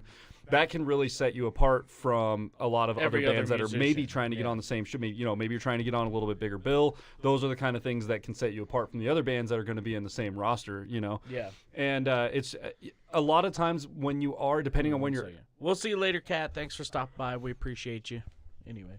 Depending on where you are, location-wise, too, you may end up getting turned down when you come to promoters with that kind of information. Because and that's fine. That's fine. Like, you don't want to play for those promoters anyways. If those promoters want to make a big deal about, oh, well, you guys have all these specifications and stuff. No, it's not specifications. It's just how we play. It's how we're set up. So if you can't accommodate that, that's fine. Find someone that can. So, but it will set you apart. Get a writer. Know what you want. Know what you're after, and ask for it. Because like they're saying, you know, you can make a lot of big mistakes without even realizing you're making them. Like the venue could be selling way more than what they're telling you you're worth, which is totally not fair. Yeah, so, yeah. Let's keep going. He would do meet and greets at every show. This can't happen when you get to a certain level just because. What do we got? Oh, hero. Who? Oh, it's his brother. Hey, what's up? Austin, you made it on the live stream. It's Chris's brother, You are Austin. on the live stream right now. Everyone say hi to Austin. Hashtag hello, to my Austin. brother. What's up? So what's going on?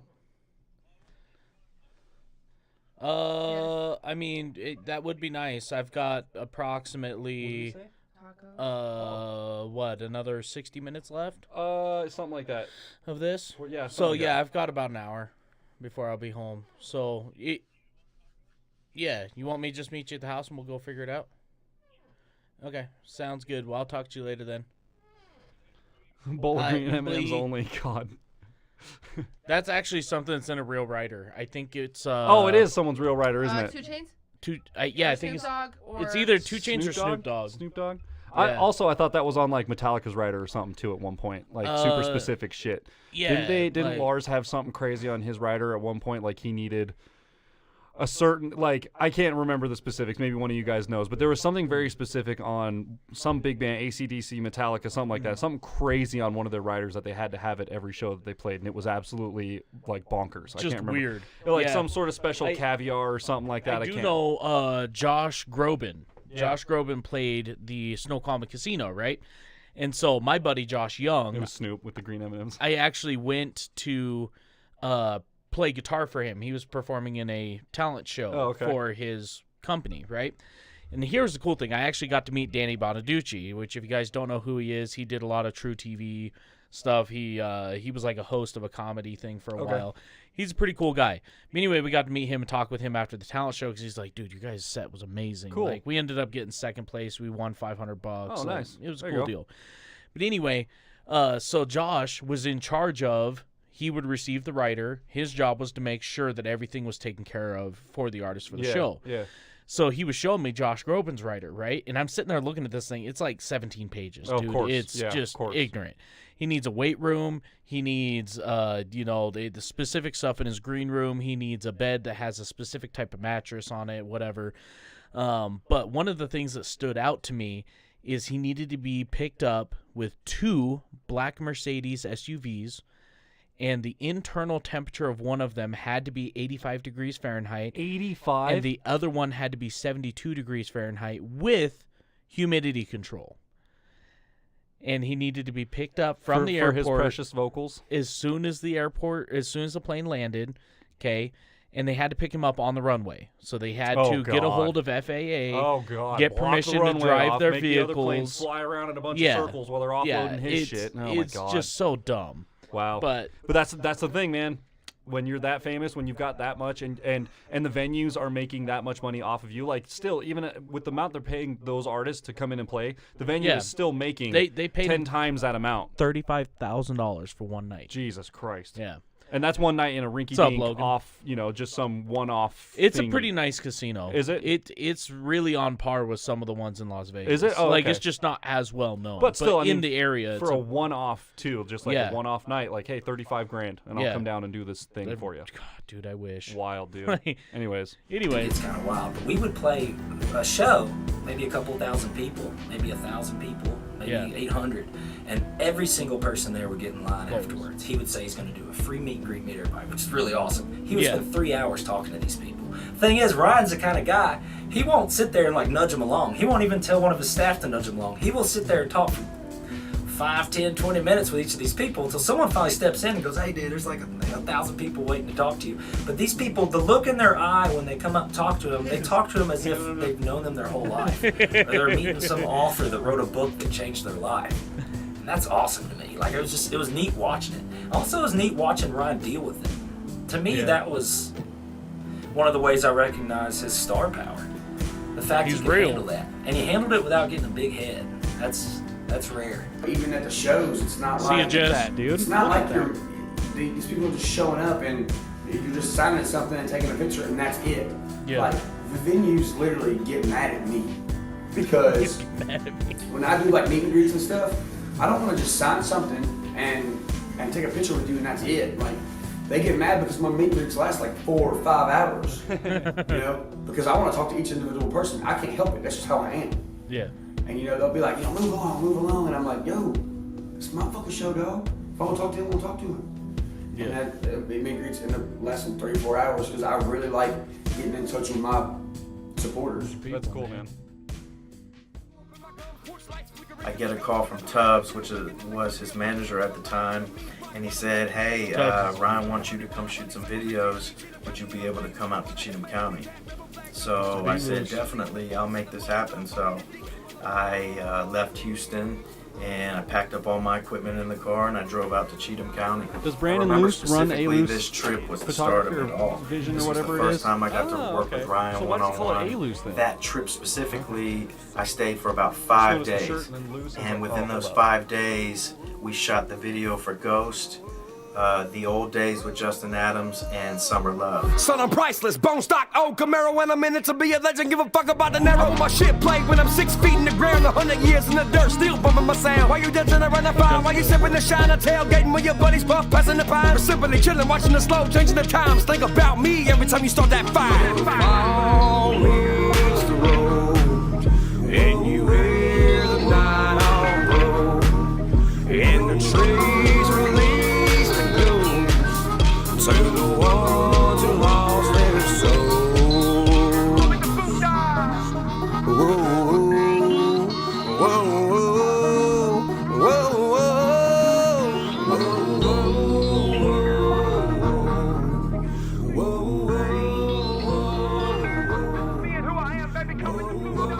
We stayed up for about 4 or 5 days in his little trailer, in the studio outside of the trailer, and we just sat together, stayed up, and edited these videos. And that was the first time he really got to be a part of the process of filming and editing and really directing everything and taking me to all these locations that really meant a lot to him, and telling me all the stories about all these locations and why they were important to him.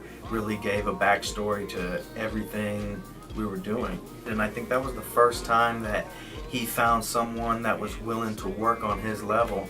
And same with me. I've worked with 40 different artists prior to him. Damn. And that was the first time I really saw someone super dedicated and willing to give me 100% of their time. And I was willing to give them 100% of me as well. And I think that that's why we bonded so well. I went back to Texas, and Ryan and me stayed in contact with each other almost daily. And he was sitting on those 3 videos, and as he was releasing them, he was getting mixed feedback. I remember when he dropped the Ghost video, a lot of people were saying, oh, he's sold out, look at the quality now. Look at the Illuminati sign on the end of the videos. And he really fed into all that, man. And he really liked the controversy. Yeah. He was telling me, man, I really want you to be a part of this team. I love the way that we work together and the way that we vibe. Would you consider moving down here? Would you consider moving down to Cheatham County and being a part of this? And things were just going so fast, you know. I don't think we ever really took a second during that time and really stopped to soak it in. Even throughout the full 3 years, I don't think we ever, maybe a handful of times, but we never really stopped to sit back and look at what we were doing. So a couple weeks later, you know, after filming and going on tour, he ended up moving into this house. And I remember that was a big thing for him. You know, the trailer really defined who he was and who his character was, but to be able to move and, you know, to be able to save up that money and afford to be able to buy a house from music and through the YouTube videos and the Vine videos he was making, I know that really meant a lot to him, and it added a whole new energy to what we were able to do. So we moved into that house, and that's when we really turned up. That's when we were shooting videos like Johnny Cash, Bloodshed, and that's when we also shot White Lightning. I ain't no stranger to the rain. I put the sunshine in my gray clouds. Worked hard for where I'm at, so it's easier for me to sleep now. But I don't sleep. I walk the roads from stop sign to street name. No yellow marks on these back roads, so I paint the lines to pave my way. And these frame pics on my wall for my top 10s on these music charts. Represent these small towns you'll never see with a big heart. And these lyrics in my songs are the warm spot like a car heart. Don't ever forget that one place that made you that person that you are. Many miles I've run, wheels turning on that one lane. Last year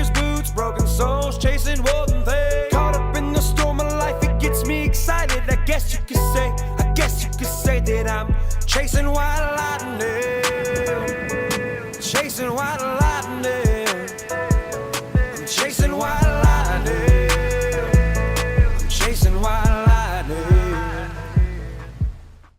White Lightning was really one of the videos that I think defined who we were in this genre. Not only did it have a story to it, it had quality to it, and it really opened up his mind and his lyrics, and he was able to put together these better records like White Lightning, and that was just an amazing process filming that video and looking back at, you know, all those videos at that time. Like, we were so free and able to create at our own pace and at our own level. I think that it really grew us together a lot. At this time, Ryan is at the top of the genre. He's put out probably 4 or 5 projects at this time. We're getting a lot of great feedback on the road, selling out. We're doing tour vlogs, and I know, you know, we had a lot of conversations about upping the production, and that's when he met Stoner. I remember he gave me Ryan gave me. That's when he met Stoner. Like the crazy thing is like when he says upping the production, like White Lightning sounded great, and Thomas Stoner wasn't even a part of that. Yeah. Like for me as a musician, I'd go, how much better can it get from here? Like, and what else can we do to this? Yeah. And for me, there's like not much else, but there's always something. Yeah. Gave me a CD. It was like a burn CD, and it had like 20-something songs on it. And it was really the first time I really listened to his music, because I had heard Rolling Stone, and I heard maybe one other, maybe Ghost. And I heard it, and that CD was what eventually would be King of Dixie after we filtered through some of those songs, and I added some songs as well. And yeah, that was the first time. Well, my first impression with him, period, I think, was I was surprised, because I didn't really know what to expect, because I hadn't really worked with any country rappers prior to that, and I didn't really want to be honest. And but I had heard of him, and he was different. The nice thing about deciding to be a producer is you get to decide what you want to work on. That's one nice thing about cool. it. That can be a good thing and a bad thing, though, because you know you aren't always going to take on those projects, and in order to build your repertoire, you need to take on anything that you can. Yeah. So that you can build your repertoire, build your skill set, diversify yourself. The crazy thing is I'm sure that there's some producers out there that had, like, you know, back in the day, Johnny Cash is like, hey, dude, I want to record with you. He's like, nah, dude, I don't do country. I don't do country And then stuff. he's sitting there kicking himself in the face. Like 20 years later, he's like, God, dude. Shit, even 10 years later, he's like, yeah. Fuck, you know? Yeah. But yeah, I get that vibe, you know, like I had heard some of his songs. I didn't want to do country rap just because I didn't. He's like, I didn't know anything about it. I don't produce that kind of music, you know. But as a producer, it's good to take on stuff. Well, and that's so something. Many times I've heard you be like, I don't want to do this. I don't want to do this. I don't want to do this. And then you do it, and it's like, it turns out really good, right? Yeah. So the one thing we were just talking about it the other day in the video, I don't think this video is posted yet, but we did reactions earlier this week. It'll be out next week, where you were like, man, I don't know, there was something kind of funny in the mix. I think it was How High. Oh, okay. There was something in the mix, like the snare. You're like, I would like to hear a more explosive snare. Yeah, because it wasn't coming through. And I was like, well, Thomas Stoner typically did rap before, so it would make sense that the snare is a little more buried. Yeah, makes sense. So on the first real kit, you know, like it's and that's another thing. The world of drum recording is a world all on its own. Like there's recording music, and then there's recording drums, and then there's putting them both together, and that's why it's so difficult. It's a chore. It's really it's just setting up to get a good sound on a drum takes set like an hour, 2 hours just to get something. Takes like, you know, if you really want to do it, I mean, you could spend an entire day setting up the drum set. Well, I know when we record anything. When we recorded with Jimmy Hill over at Amplified Wax, we spent one entire day just tracking drums. You track drums for an entire 8 day. hours. Yep. That 8 was, hours tracking. And like 8 hours. Like you get in there and work for 8 hours. There's no like you take 20 minutes to eat lunch. Yep. And there's then, no like do a take and then, you know, check your phone and ditz around and talk to everybody for a minute. No, it's like do a take and then do another take and another take and another take and another take. Like you just go. Hey, and go can you really attack that snare a little harder and your third tom and that run's a little weak? I think we talked about it. Dude, I think we talked about it on the channel before, but like my recording experience with one of the big guys, the one big guy that I did record with, I have never hit a snare drum harder than I got to the point where I felt bad. Like I felt like I was hitting it too hard, and he got back in the head. This is like the second or third time he told me about it. Got back in the headphones finally and was like, dude, hit the drum. And I'm like, all right, motherfucker. Okay, fine. Sorry about your drum set, bro. Just creaming that thing. And it finally, like after that take, he was like, there we go. Got the take. That was good. So when you're recording drums, if you like hit as hard as you hit to where you think you're hitting too hard and then hit harder. Yeah. That's what it is. So you know, our one experience, at least me and you together, of tracking drums, that was the easiest thing. I don't know. I don't think that'll ever happen again. And unfortunately, that song will never be released. Fortunately, it works out well. Like, it was fortunate that I had that experience already, so I knew that if we're going to record a live drum set, well, we need new heads, and I got to play that thing like no mercy. Like, there's no mercy. So there's a lot that goes into getting a good drum sound. So I can understand that, you know, if it doesn't come through, if it doesn't always translate, that makes sense. Because that's part of the reason I use samples. It's just easy, and they're already loud. So that's just what you do. Really want to be honest. And really but I had heard of him, and he was different, and he wasn't like any of the other people. So I think that was my first impression, was that I was kind of surprised at how nice he was and his work ethic, and then I was also surprised in the studio his writing method, you know, how he writes and how quickly he writes. God, and I'd love to be there. Not just quickly, but like good. Like he'll come up with something insanely dope in like 10 seconds. It takes him no time at all to form a story, and it mostly, you know, sometimes he'll let the music. Check it out. Notice the headphones that Mr. Thomas Toner happens to be putting on his head right there. Wow, they look really similar to some you have on yours. Similar? Huh? I think actually also Warren Hewart, one of the producers that I watch, has an interview with Thomas Toner.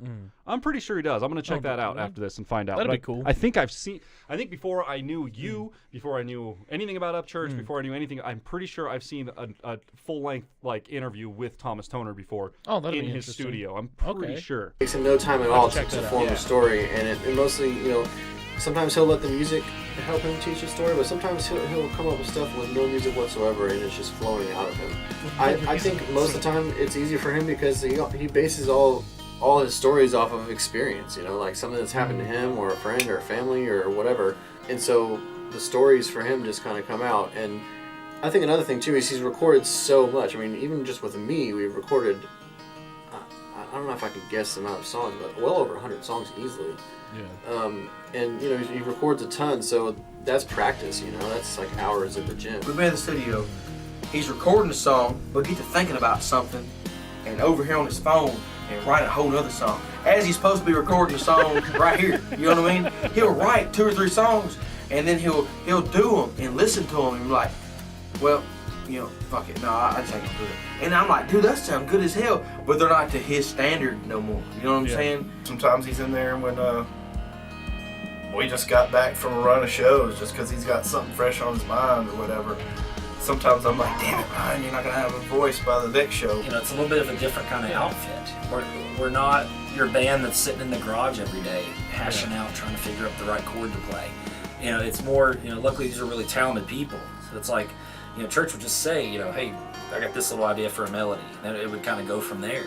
So I would get handed a song or an idea. So if I was lucky enough, I could play it at home the night before and kind of build what I maybe wanted to bring to it. And then we got together and we just did it. Honestly, it's really supportive. There wasn't no ego or like, you know, screw you, do it this way. If anything, I was begging Ryan to like correct me because it almost made me nervous. He was so for whatever I wanted to bring to the table. I'm not used to that. You know, a lot of guys, even if maybe you did something well, they feel the need to, you know, he just was so supportive of all that being that way. I'm like, Ryan, if there's something you don't like I'm doing, just tell me. It's okay. I think, oh, it's cool. It's awesome. Killed it. I'm like, okay. Back in the early stages, we had to Those drive are the 45 minutes. best kind of people too. Like the people that you're working with. that you're like, hey man, if I'm doing something wrong, tell me. Like, I am willing to work with you. And the guy that you're working with is like, no, you aren't doing anything wrong. That's why I'm not telling you anything. You're killing it, bro. And if you do something wrong, I'll let you know. I feel like Ryan Upchurch is one of the guys that would let you know if you were doing something wrong. Oh yeah, he's let plenty of people know when they're doing something wrong. So for him to turn around and just be like, you're good, dude. Kill it. Keep going. Like, those are the moments that you're like, okay, I am absolutely on the right track. Right. Like, I'm doing something right with my life. Perfect. What's up, Kelly? And John, yeah, dude.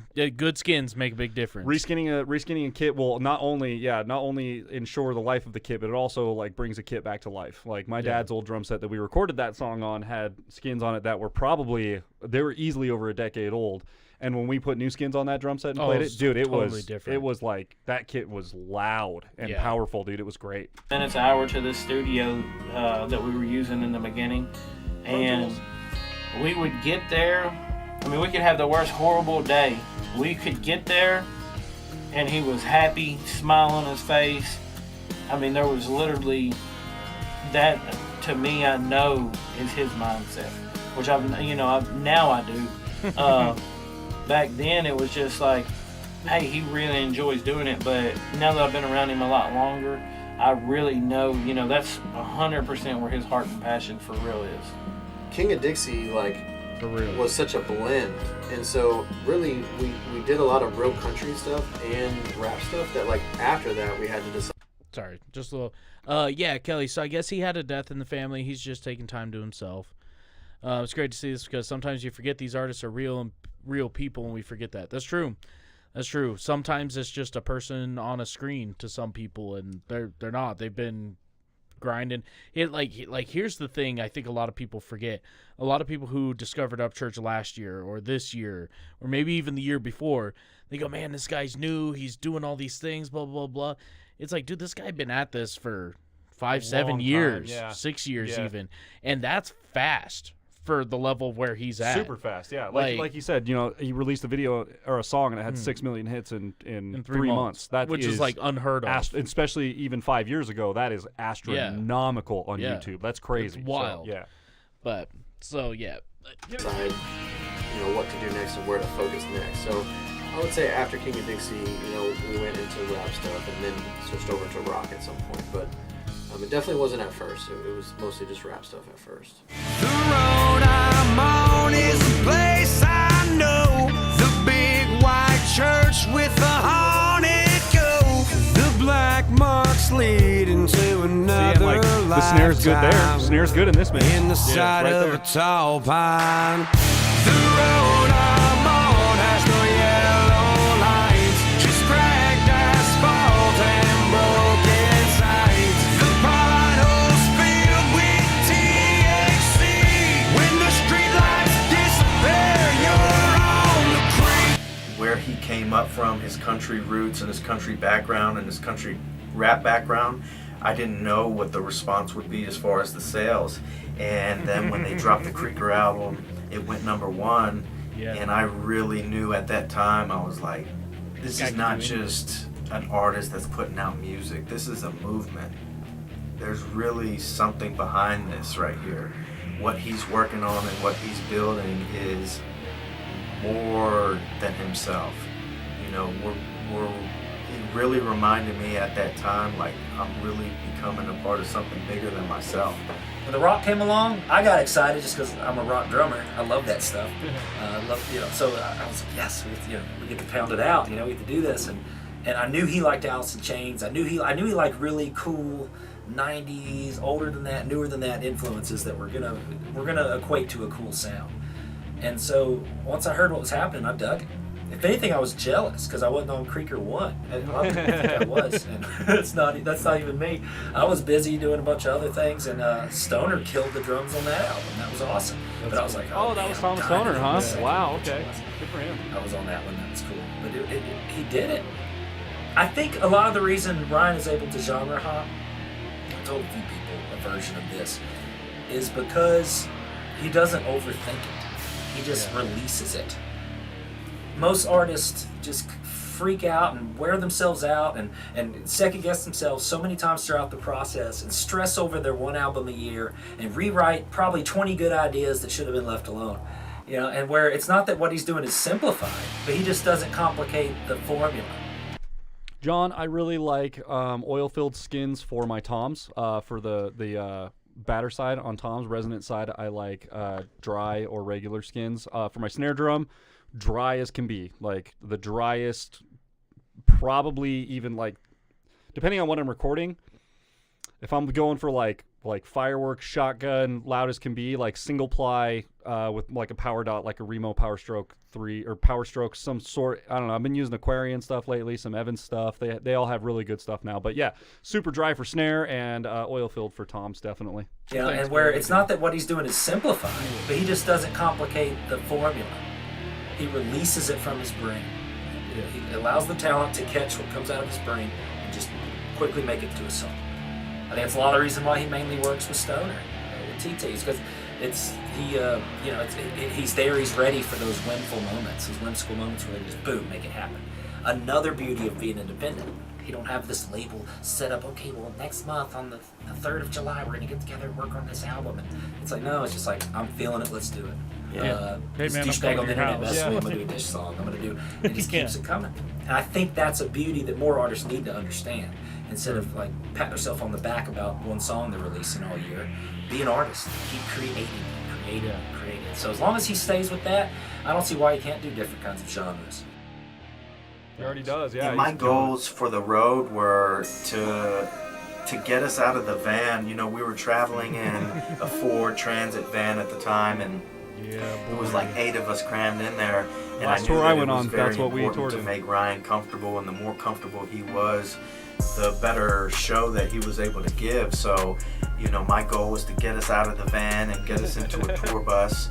My priority also too was to make sure that he was safe and feels comfortable everywhere he goes. You got to understand, Ryan has inspired these people like no artist has inspired someone before, and these people have stories to tell, and they're willing to do anything it takes to tell their story to Ryan. So I just knew that, you know, to be able to give the best show, Ryan had to feel safe everywhere he went. One of the differences with Ryan is a lot of people, a lot of artists, or a lot of actors I've worked with, actresses, they have fans where I think Ryan has more like believers. People that really, truly get what he's trying to do and say. Ryan had such a stage presence, and I wanted to make sure that the sound quality matched that. I wanted to make sure that the light show and make sure that the props that we had on stage matched that. And it was very important to show everybody else that with hard work and dedication, you can do exactly the same thing that everybody else can with a major label behind them.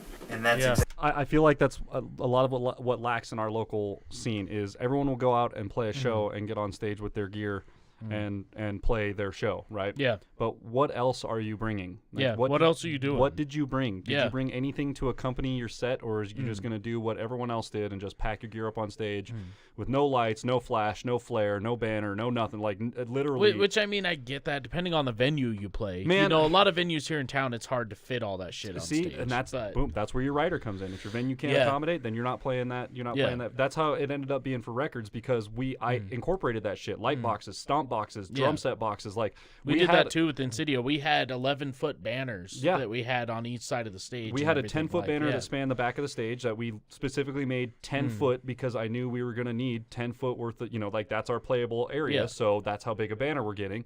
And then we had a light box for each one of the front men. There were 3 light boxes up front. There was a drum stack for the drummer in back, a flashy drum stack. There was a lot of shit. And so it was like that. But because of that, we stood out to a lot of people. People liked our set because when things needed to happen, all of a sudden the whole stage lights up. And it's like, oh, wow, they do these cool little flashy choreography effects with their set. And it doesn't take much. It's not hard to do. But I see a huge lack of that in our local scene. And I feel like that's why no one really sticks out when it comes to, you know, like who's like the top dog, who's the best performer, who's got the scene right now. It's like nobody. No one really, because no one's doing any wow factory kind of things. Just saying, guys. I'm just throwing that out there. Yeah.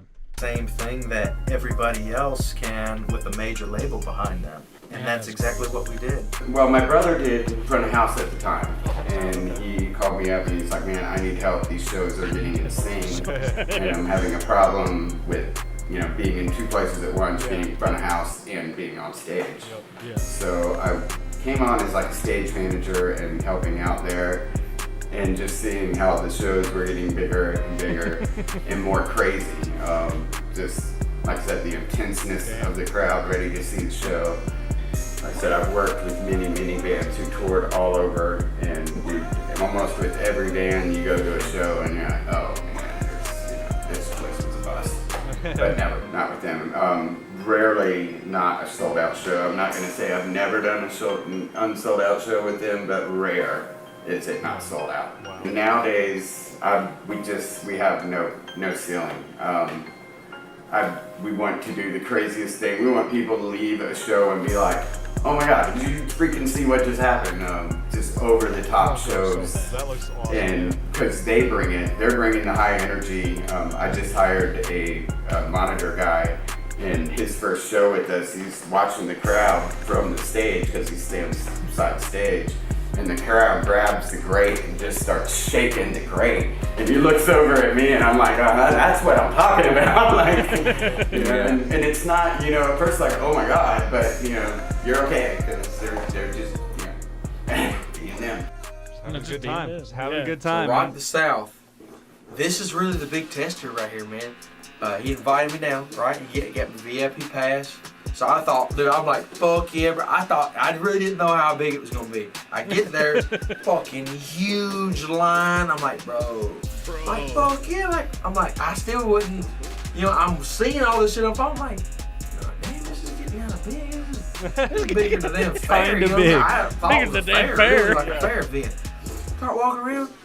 Dude, there's tens of thousands of fucking people everywhere. And it was kind of fucked up. Like, I wasn't ready for that. I went from a show at the warehouse of maybe a couple hundred people to down this dude is in, Rock the South.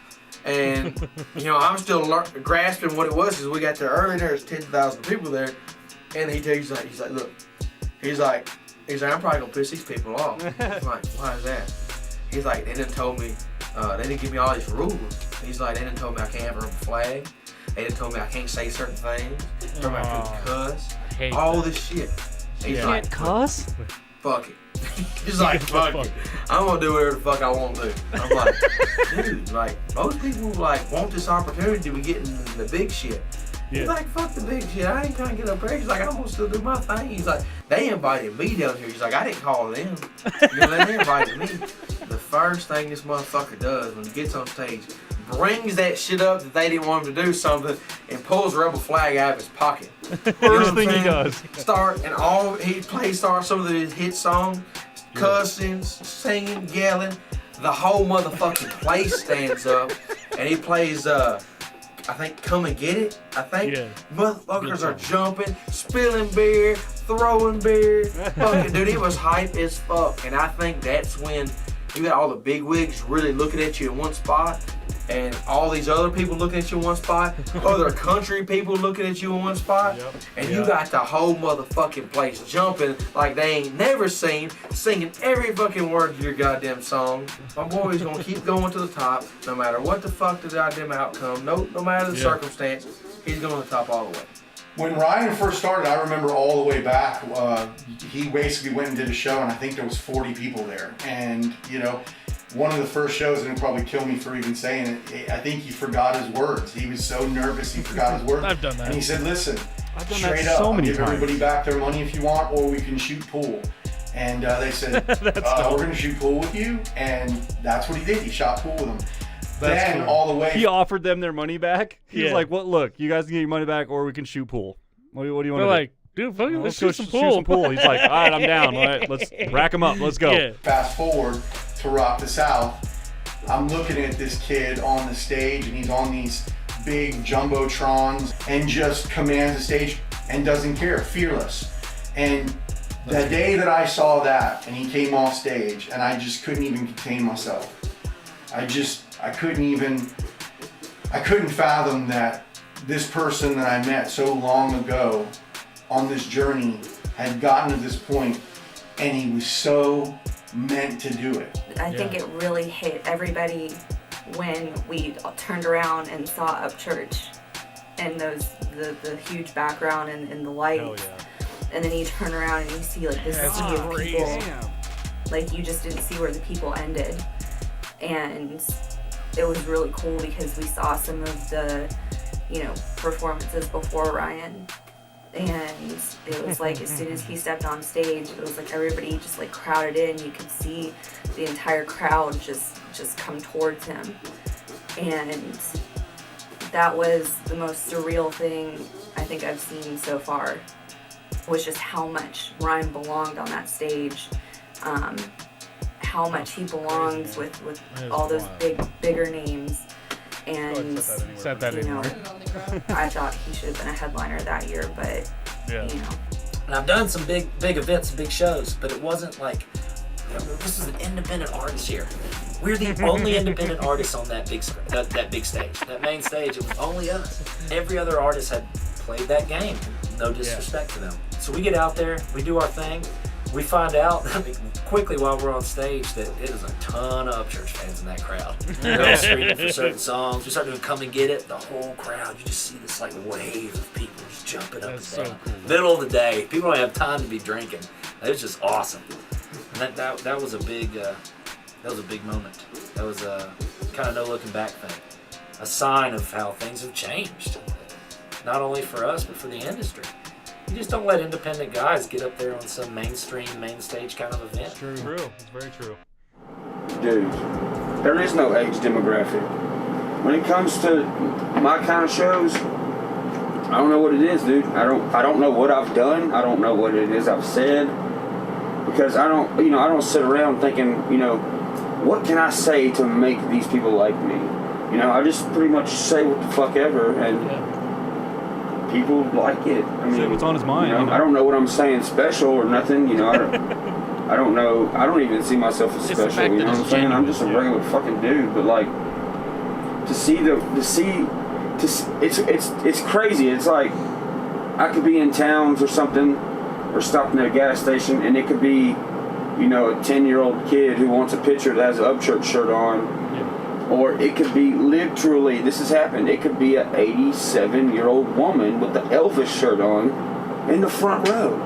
So, literally, there's not an age demographic. Dude, it's black, white, Mexican people, freaking thug people, redneck people, skateboarders, freaking scene girls, hipster chicks, old men, bikers, basketball players, baseball players. It's everybody. It's fucking everybody.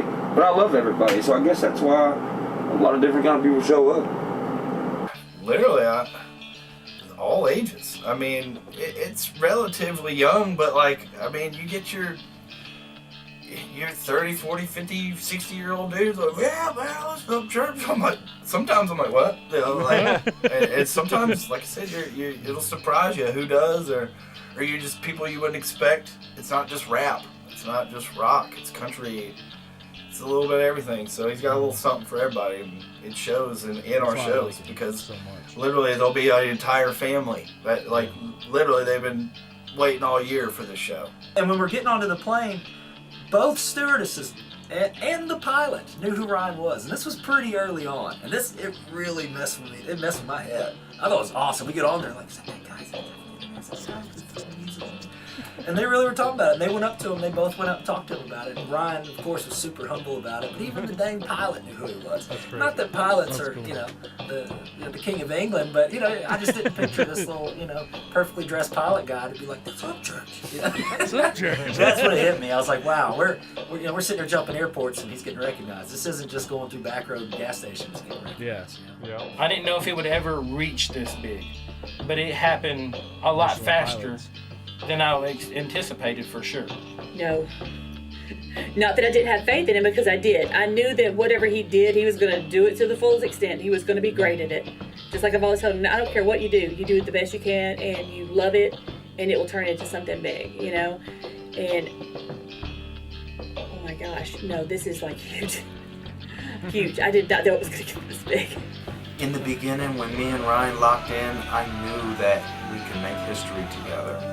Add what Stoner was doing, bringing a better quality, and me bringing these better visuals, I knew that ultimately we could do something that no one has done before, and I'm very, very proud of everything that we've accomplished together. I find myself in certain situations with Ryan knowing that the things that we're doing right now, we are making history. They show up so early. That's crazy. I love it though, man. So early. It's wild. It's still like, I don't know. It's hard to believe, I guess. Yeah, it's really hard to believe. But I appreciate the fuck out of it though. It's I don't even know what to call it. Like it's not a weird experience. It's just I think the right word is surreal. A surreal experience. It's something I'm grateful for. You know, it's changed my life. These fans have changed my life. This music has changed my life. They just don't know. They have no idea how much it's changed my life. They don't. You know, they listen to the songs and they jam out to them with their friends and stuff. But they don't. They have no idea how they've changed my life. They don't even know. I just wish they did know. So many people come to him, and if I've heard it once, I've heard it, I don't know, a dozen times. Your son saved my life. Your son saved my life. Didn't have any faith in myself. I didn't feel like I could do anything. Your son gave me strength or courage. And it's just like the lyrics, his lyrics, I mean, y'all have heard them, his lyrics are amazing. They really get people like pumped up, you know, and fired up. And people have come to me so many times through my emails, through my DMs on Instagram, and even at shows, and they're like, your son is so inspiring. He's so positive. He's made a major impact on my life when things were going really bad. Help me turn around and be more positive. And that is what every mom wants to hear. He wears his heart on his sleeve.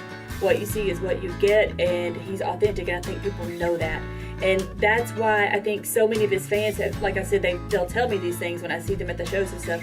I feel like I know your son. I feel like I know he's not my family, and I know we're not personal friends, but I feel like he's my friend. I think he still doesn't understand the impact, the whole impact he's had on the fans. I do think he knows what he's done to the industry, though. He's the voice of the voiceless. He says things, you know, there are a lot of people that can't articulate and put the way they feel into words like Ryan can. And I think that's why he's so, you can connect with him so well. That's why his fans connect. That's why I connect. He inspires. As I said before, everyone has a story, and those stories are all valid. People have a big thing to talk about, to bring to Ryan, or maybe even just to tell us about their connection with the group or the movement. But that night, I come outside, and they're like, hey, you talk to these people real quick. I go over and talk to them, and within like 20 seconds, they're telling me how their son had just died on a motorcycle accident about 10 days before. And by far, Upchurch was he lived for Upchurch. They showed me his motorcycle helmet, how it had RHEC on it, had Upchurch on the other side. And within seconds of talking to me, the mom just starts busted out in tears. And so I give her a hug. I got this mom I've never met before, crying profusely in my shoulder. And the father, I look over at him, and he just starts thanking me. Like, just telling me how thankful they are that we brought joy to their son's life who just passed away. And it hit me real hard. Anyway, I said, well, what are you guys doing here? And they said, we just wanted to be around what he loved so much. We want to be a part of that. And that was a big thing for me. That hit me hard. I don't think he realizes how far he can go, and he's gone so far because he's done so much. But I just think there's a whole lot more to come. And so, yeah, I think he's still going to be doing music. But he's going to be doing other things, too. I think he's going to be one of those legends that people will always continue to play. And he's going to continue to put out music. And that's the thing about a lot of legends. I don't know if they get tired of doing it or what, but they quit putting out music. Yeah. So they're called a legend because you still listen to their old stuff. Well, who's to say if they continued to put out music, even if they were 70, 80 years old, that they wouldn't be a legend, they would be a today. Well, I feel that Ryan will be a today for a long time because he's not nowhere near the point of stopping on doing music. And it's just true. I'm his best friend. This is just coming from my perspective. I thought that we was going to hit the peak by now. Really. But this dude's talent, and I'm not just saying this because he's my friend. This dude's fucking talent, once again, where he has fucking mastered the art of doing his fucking thing and making fucking hits. Once again, I thought it would already kind of plateau out and hit its climax. But he fucked everybody up when he just dropped this all country album. Number one, again, number one in fucking country rap. Number one in fucking the rock country rap fucking mix. Number one in the fucking country rap. Well, I know it's not even country rap, it's just fucking country now. Number fucking one, bro. He can stop right now and still stay on top forever. I see us going nowhere but up. Just because it's been that steady incline. We haven't taken any steps back. It's been. And that's the thing a lot of people forget to realize. Steady incline. Mm-hmm. A lot of people want that jump week to week. That's or called month to month. instant gratification. Yeah. And sometimes it doesn't happen that way. Most time doesn't happen that way. That's Matt's favorite thing. I love instant gratification, but I have to check myself constantly and go, hey, that's not how life works. You need to wait for things. Right. What up, Trevor? Mr. Hyundai Gang? Been all bigger shows, and so I feel like now when we do start headlining those arenas, and I don't know, I guess that's when you can say you've made it. When we start headlining those arenas. To me, I don't think we've made it just yet. We're close. We're making it. Yeah. But right there.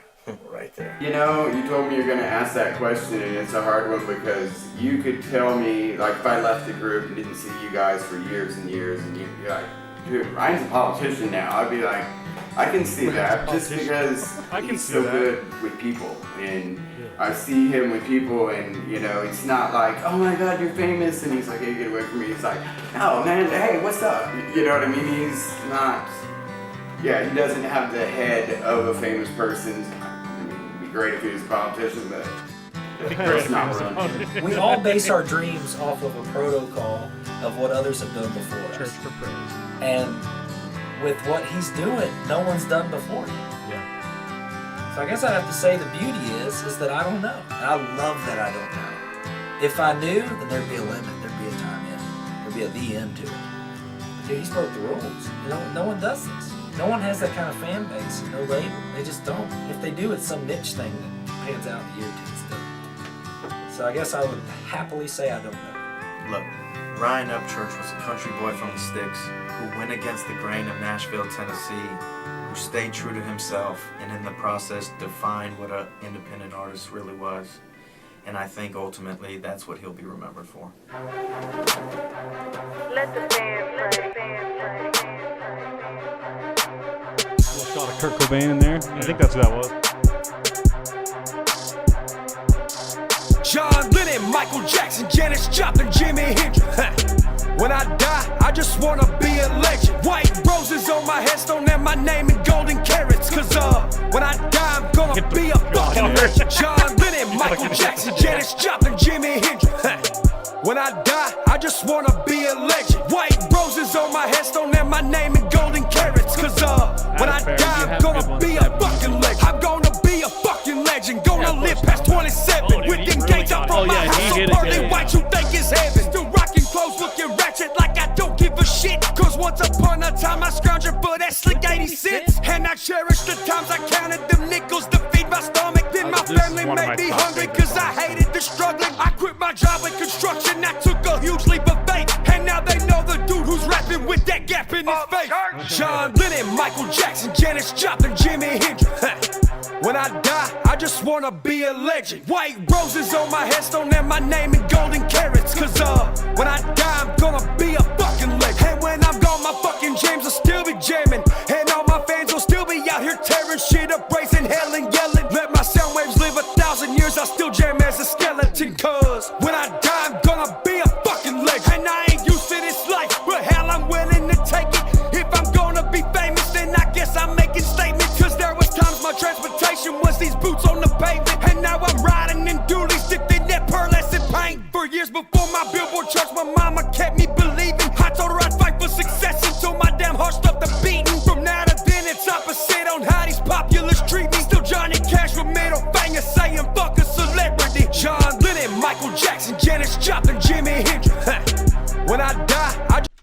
that is a snare drum mic.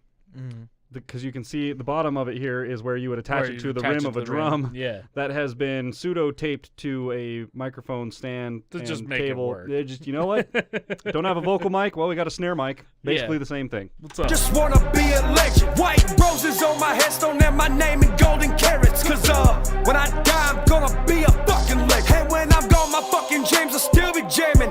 And all my fans will still be out here tearing shit up, raising hell and yelling. Let my sound waves live 1,000 years. I still jam as a skeleton. Cause when I die, I'm gonna be a fucking legend. Small town, shine, sipping, tailgate dumping when the beat drop. Churchman level high, all my haters need binoculars. Because I wasn't nobody, now I'm the beast that I'm burned. I got evicted from duplexes, now I got shooters on dial. I'm just too bare feet walking, tiptoeing through all of these snakes. But staying humble to my people, I'm the king of the sticks. And I live up under a bridge before I go sell my soul. You know I'm going for gold, the best story that's ever told. John Lennon, Michael Jackson, Janis Joplin, Jimi Hendrix.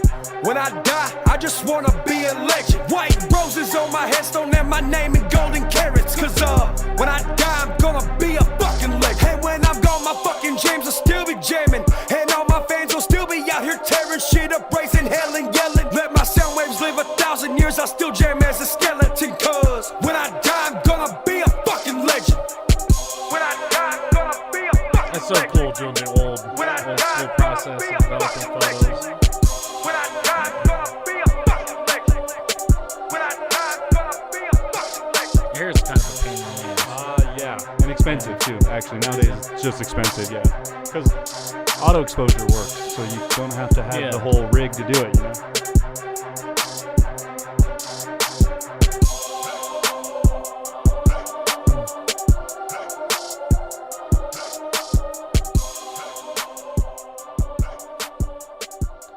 Lose vision. There's that Illuminati symbol at the end of your videos, man. Oh, I'm visibly triggered. Good Lord. Okay, good. Well, my ear hurts. This song needs to be bass boosted. If you have a good set of headphones with bass drivers in them, there's a lot there. I was going to say, I bet the original is probably pretty gnarly on that. Yeah. Most of his stuff is. Okay, I have to leave and go to the bathroom. Okay, Fair you enough. go do that. Goodbye, everybody. We're going to be about to leave here shortly, so. You want to mute her mic again so we don't have any interference You're issues. You're a little bit of clumpy clumps here, but that's okay. Oh, man. Well, thanks for hanging out and watching that with us, guys. This was one of those things that I just kind of wanted to show Matt, and I actually have some other people that I am doing some work with on the side here that I would like to show them as well. Just because it's one of those things that puts what you're doing into perspective, right? So the whole YouTube thing for us, like, we don't really know anything about it. Yeah.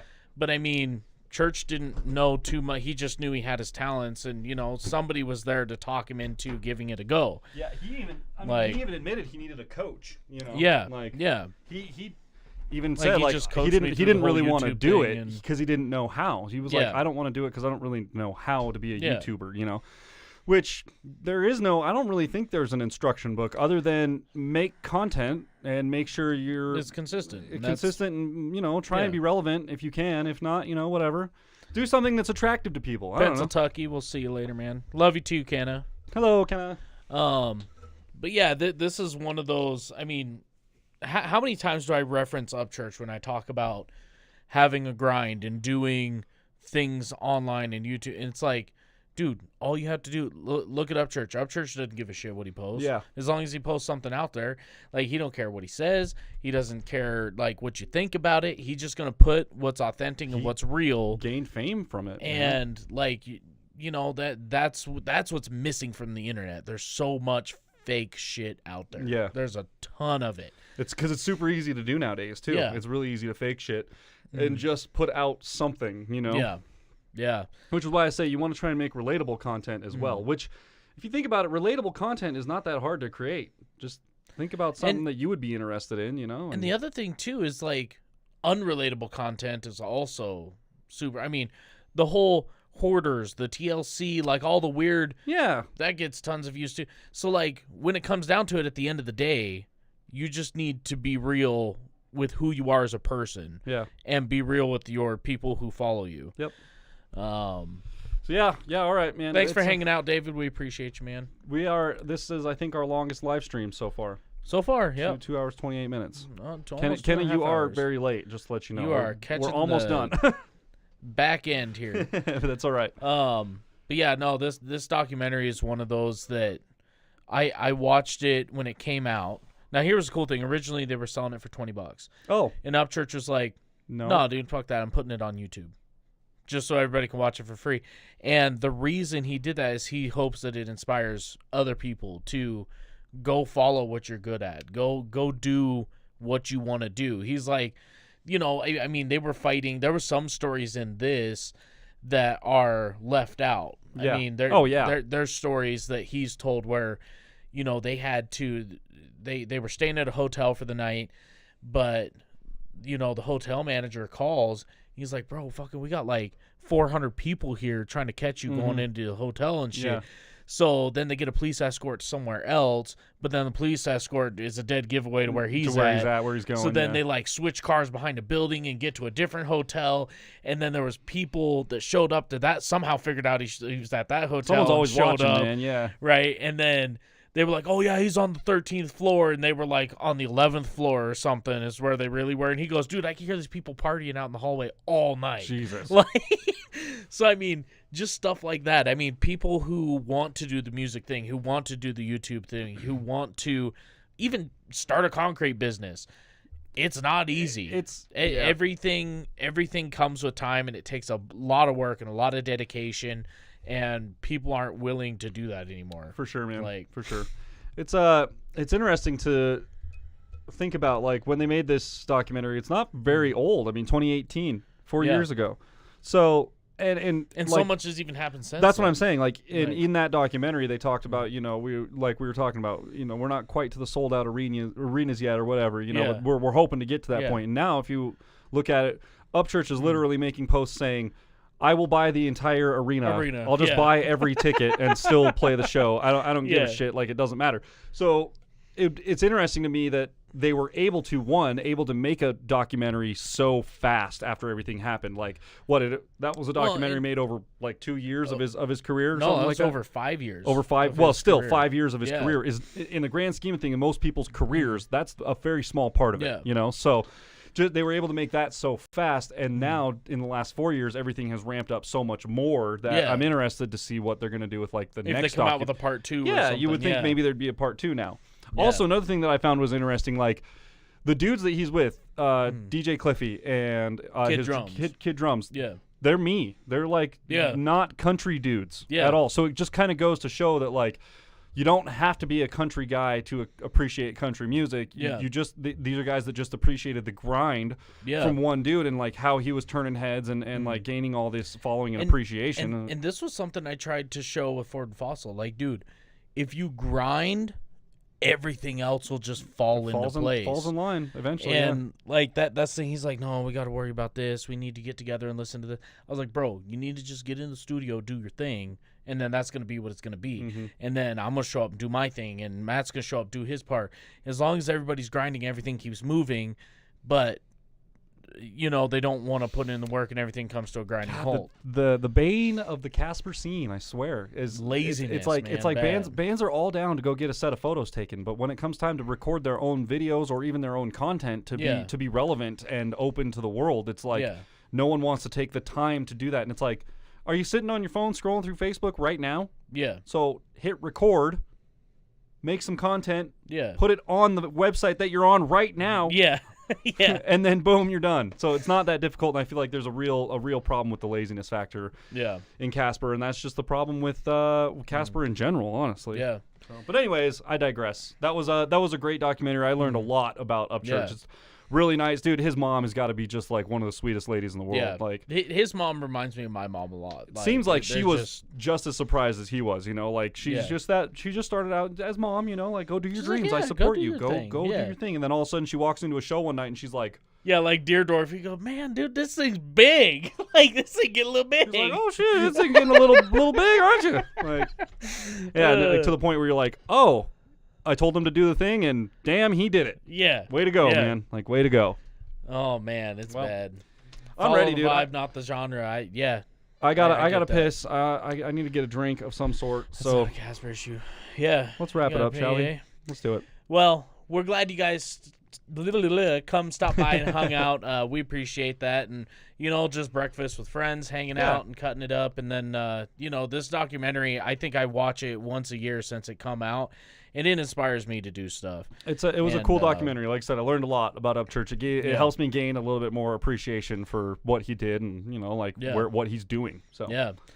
And thanks for the sub, Ashton. We appreciate you. But yeah, so check it out. We're going to have an episode airing tonight. It's going to be Chase Matthews' new song, Born for This.